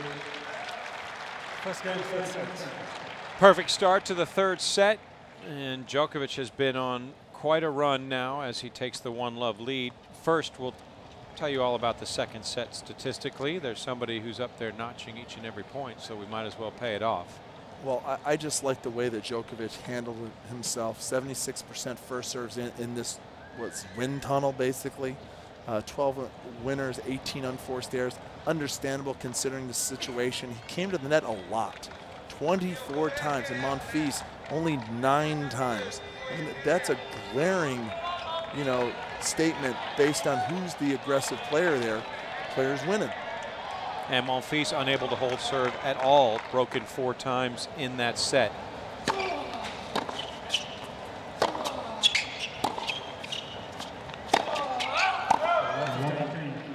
And it has been Djokovic who has prospered. He's won 11 of the last 14 games.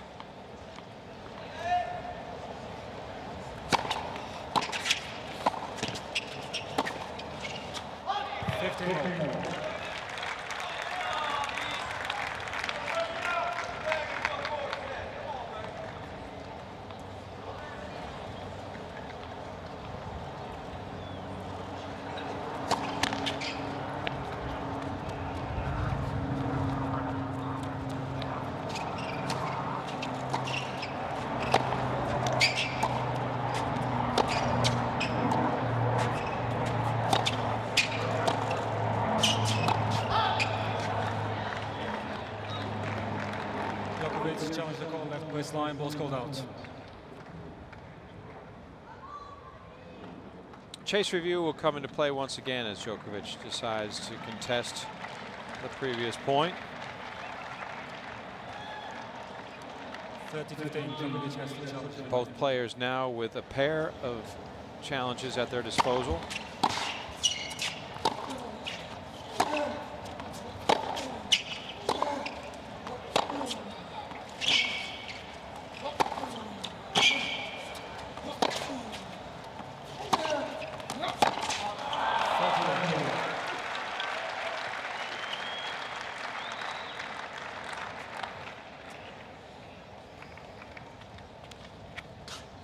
See how Djokovic steps forward towards that ball instead of letting him, letting the ball come to him instead of waiting for the ball. Completely different approach with how they're hitting their ground strokes. I said it earlier. Now Monfils is starting to move forward a little bit. Monfils is just moving back. Every time he sees the ball, he just moves back into a defensive shot. And ball's landing short, doesn't have the direction.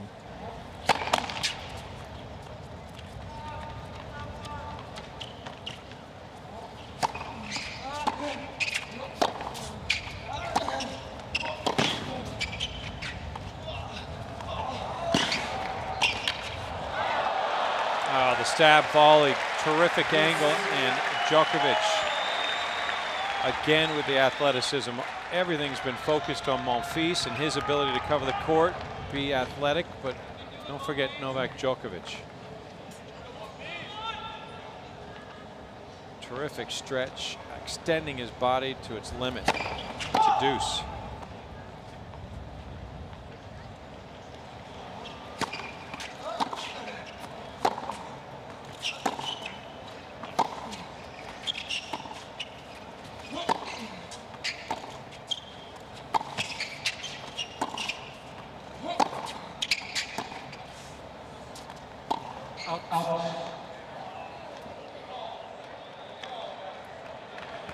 Carlos Ramos steps up, makes an overrule, and Djokovic wants to challenge.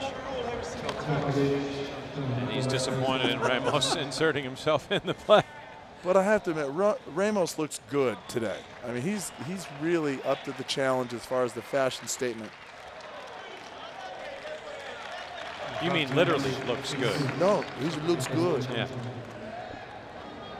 Now this time the chair benefits from the challenge. The overrule is confirmed.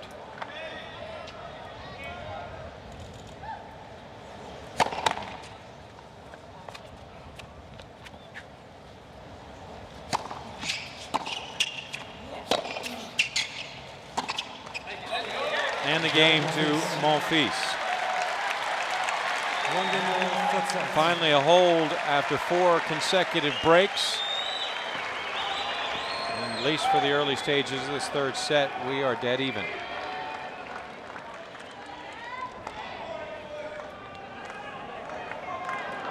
Mentioned this is the 11th quarterfinal of the year, Luke. He's had varied success. In fact, he's at exactly 500, winning 5 of his 10 quarterfinal matches this year, including that title in Dubai, the only final he's reached in 2010.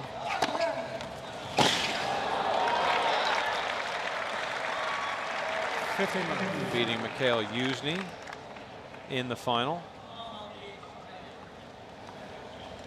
4 other semifinal appearances, including some pretty big events in Monte Carlo in the warm-up for Roland Garros, and semifinalist at Wimbledon this year, losing to the Czech Republic's Tomas Berdych.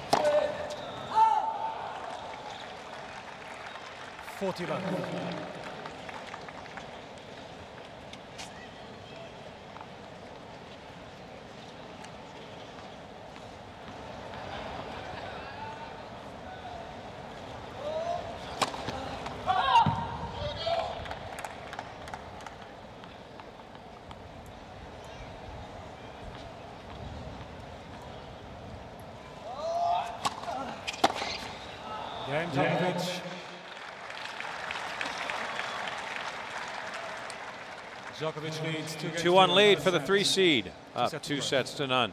Month and a half of these things, they're worn out.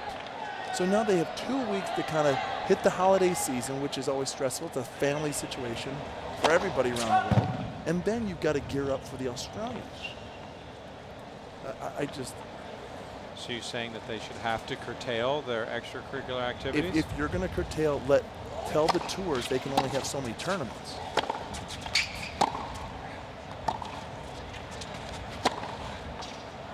And limit what the WTA and the ATP Tour can do as far as their power to create a global tour. And then you're going to have to curtail your off-court, off-the-tour activity. You don't have to play the US Open. You don't have to play any of these tournaments. Yet those are the biggest paydays, and every player wants to get into a major so that they can benefit from even making it to the 2nd or 3rd round, where you're talking tens of thousands of dollars. I mean, obviously, your own schedule. Obviously, the serious players, they're looking for titles, they're looking for the glory, the top 10 ranking, and so forth and so on. Money talks, and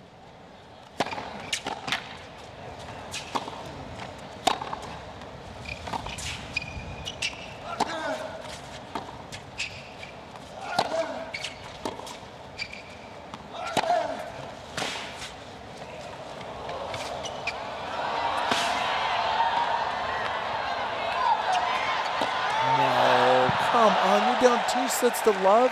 2-1. This is 30-15. You can get yourself back into a major. Yeah, but he hasn't shown any sort of semblance of taking this seriously. The second game of the match, he tried that reverse tweener. Yeah. I mean, this is where the criticisms of Monfils seem to be warranted. I want to just close that scheduling situation right after this point.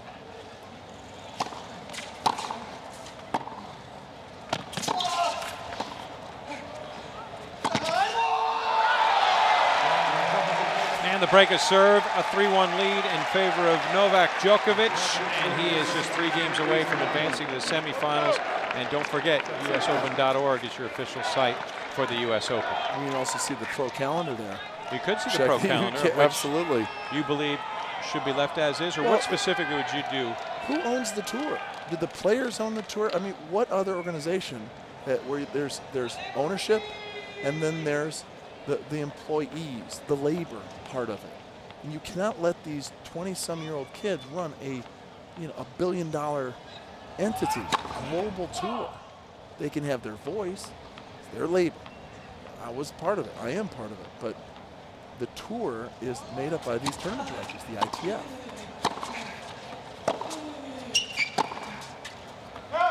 And so there's always going to be that give and take battle, but an example of a guy who a lot of people feel does it right is Roger Federer. Oh, he has a good balance in his calendar. Remember a couple years ago when he had that like fatigue syndrome, like a mono issue or something like that? What did he do during the break? Went around Asia playing with Pete Sampras.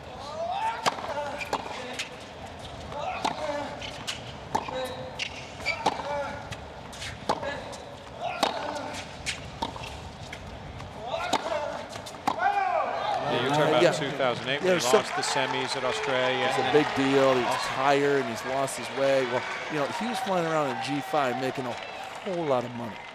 And listen, he's an independent contractor, do it, but don't complain now that the tour is too long.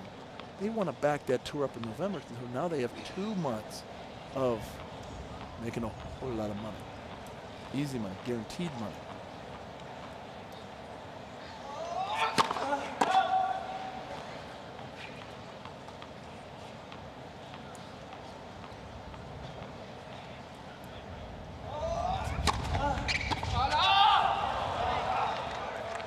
But what about the players that are hovering around the 100 ranking?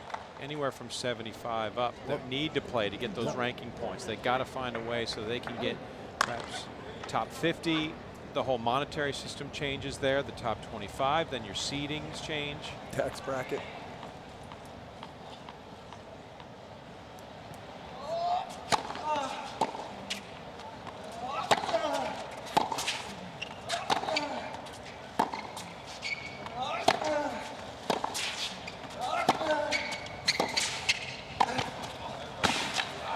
Constructed point by Djokovic to get back to 30-all. What you said something about the 20-year-old players. What would a 20-year-old Luke Jensen have said about the idea of tournament directors and the tours dictating what your schedule should be? Remember, I wasn't an elite tour player. I was the meat of the tour. I was one of these guys that had to play 35, 40 weeks because I didn't know when my week was. I went the week after the U.S. Open and kept playing. I didn't take a week or 2 off. Because most of the time I was out of a Grand Slam in the first week.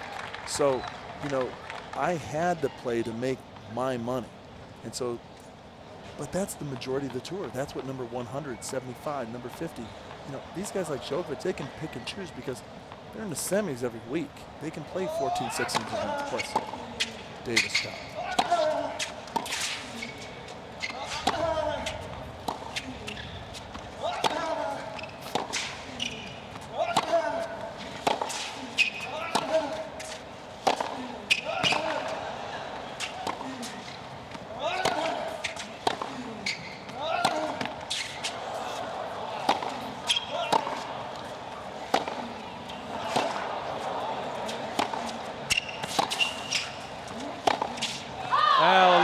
Spirited rally, which shows you what could be, but what it is Novak Djokovic 2 games away from his 43rd victory in 2010 and booking himself a spot in the semifinals at the U.S. Open.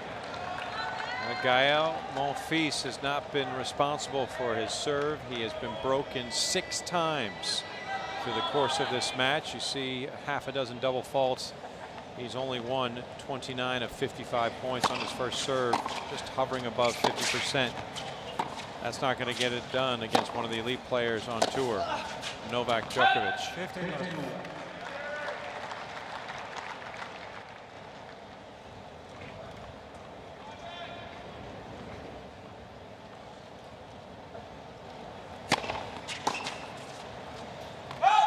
After a very difficult first set where he was down and had to fight his way back, and in the second set he really fought the elements, fought himself, fought the elements. It seems like the wind has calmed down a little bit, and really because there are no flags and not a lot of flowers down there to really see where the wind's flying around, you just go by the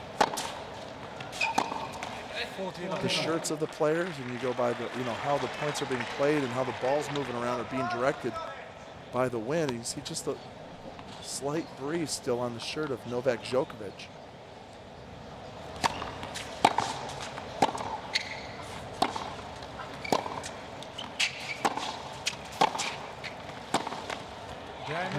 Now hold it love from Monfils, a rare occurrence where he just breezes through a service game, and that cuts the gap in half to 4-2. But now Djokovic will step to the line, and he has been impressive. Well, that was the shot in the second game that showed that Monfils was, well, maybe taking things a little easy, and the second shot, just the swinging, jumping backhand. I don't even know what you would call that shot. We call it the Le Monf, if you will.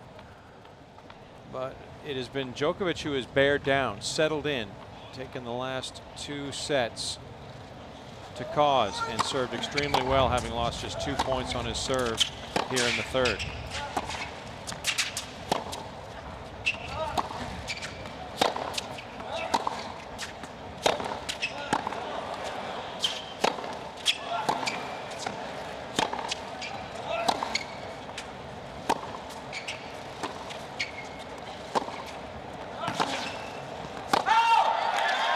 Finally, Monfils showing a little bit more pop off his ground strokes, and now pop with his body language. He's not overhitting, he's just hitting a very nice, solid rally ball. He's not pushing it, he's not kind of cutting it. Don't use your specialty shots. Use a good, solid, steady, well-placed rally ball to push your opponent around the court to get the short ball that you can hit.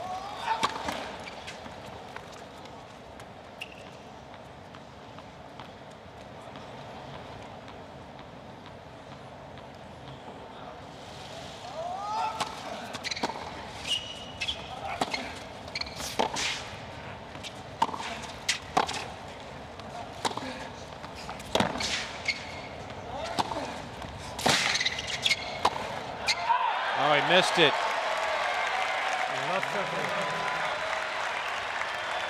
And a slight crack in Djokovic's armor here in this third. Well, Monfils getting just 1 or 2 more balls back, and we've seen these miscues from the Djokovic volley game, forehand and backhand. Really, he's more comfortable along the baseline and coming in on his own terms. With all these short balls he's getting from Monfils, he's almost being forced up there more than he wants to.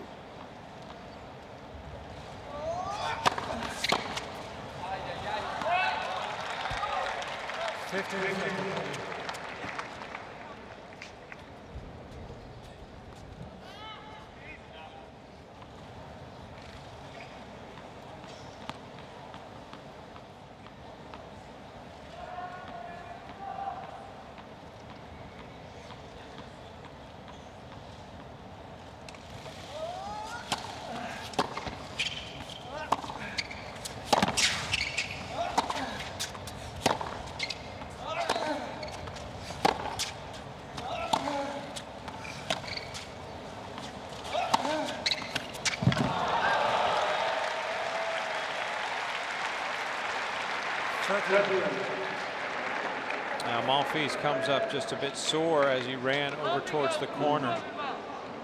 Came off his frame, and that set up the nice forehand for Djokovic, but as he finished the point, stumbling a bit. No real impact, but maybe stretching strained him a bit. Still, Djokovic finding himself at 30 all.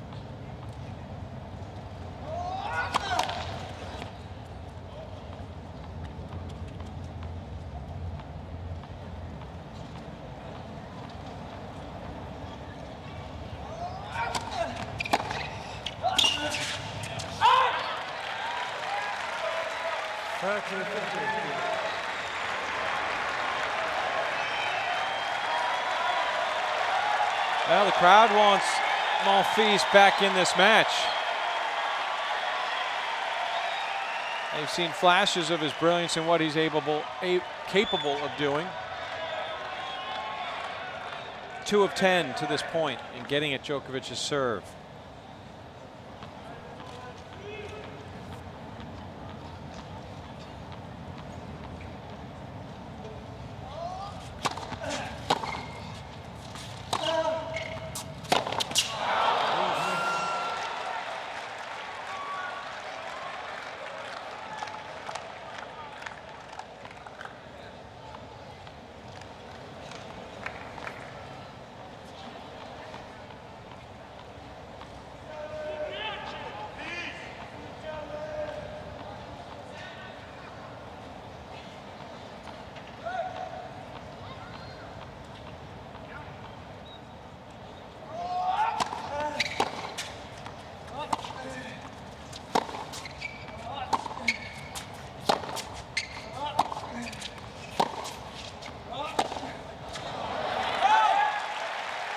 Monfils will have another opportunity to get back on serve.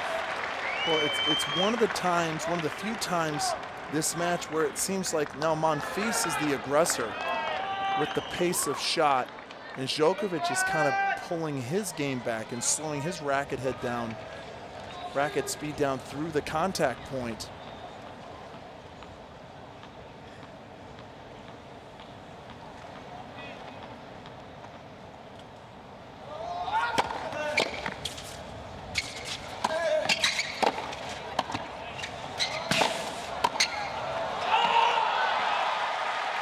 Can't hit hard because you're nervous, tactically be aggressive and move forward to the net. Take advantage of the short ball and force your opponent to hit passing shots to beat you.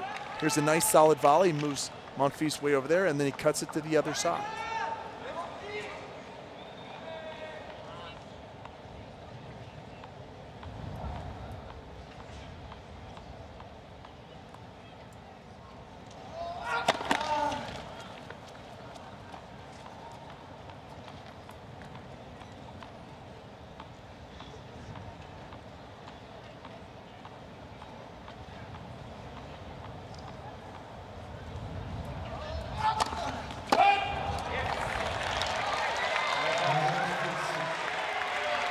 Shot of Thierry Henry, French football superstar and now member of the New York Red Bulls, sitting right behind Roger Rashid.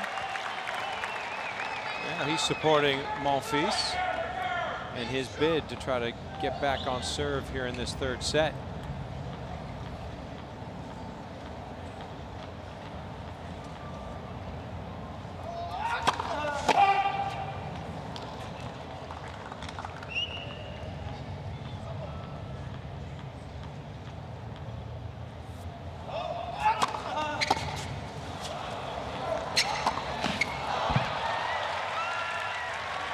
Nice serve from Djokovic to get himself out of trouble, working things well to the support of his parents.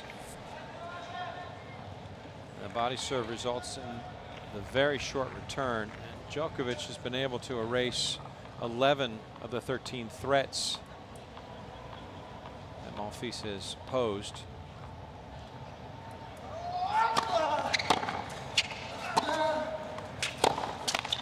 You just get only a few opportunities at these elite guys. They're just so smart, and they're just so, they've got such good tactics out there. They're so consistent that if you don't take advantage of these breakpoint opportunities, if you don't really go after them, they're just going to steamroll you. Doesn't like the deal for real.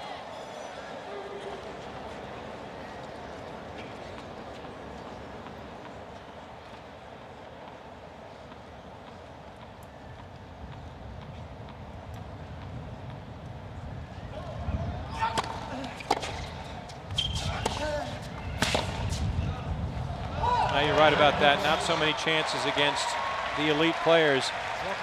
He's never beaten a top 3 player at a major, and he's a game away from being eliminated here at the 2010 US Open.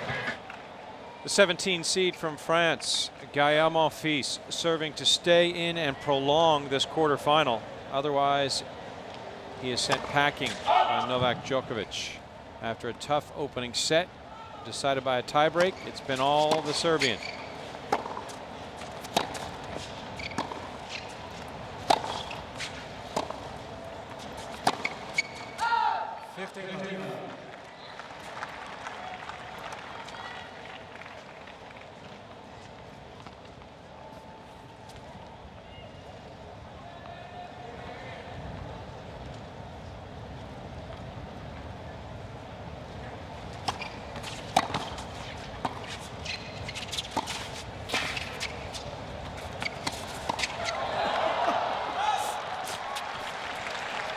That just, you know, that honestly, I just. You're flabbergasted. Look at you. I've never known Luke Jensen be speechless. I honestly did this morning. This was one of my plays in a pro-am. I did it was like a little charity. The old thing. condor move, the spread the wingspan to full extension. Ooh, scare your opponent, don't miss. The guy was 75 years old and crutches, so.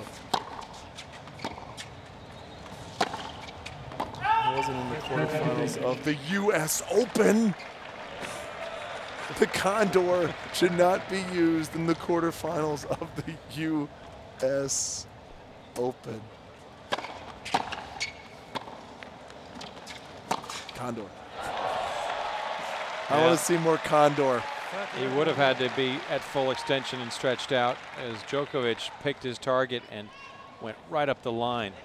You know, they have like shots of the day. You can have like bonehead plays of the day from Monfils just on what he did in the first set with the jumping, and then he did another jumper, and that was at 15-30 on his own serve. And you can't make that stuff up. I mean, they're a real serious tennis player. It doesn't even enter their mind. I mean, like Roger Federer, the closest he comes is like that tweener when he's up like 40-love. Well, the consequences are getting drubbed out in straight sets, and he's facing a match point. And it takes a little bit of the luster and appeal of what Djokovic has been able to do today when the focus has been on Monfils. But all he's done is push through.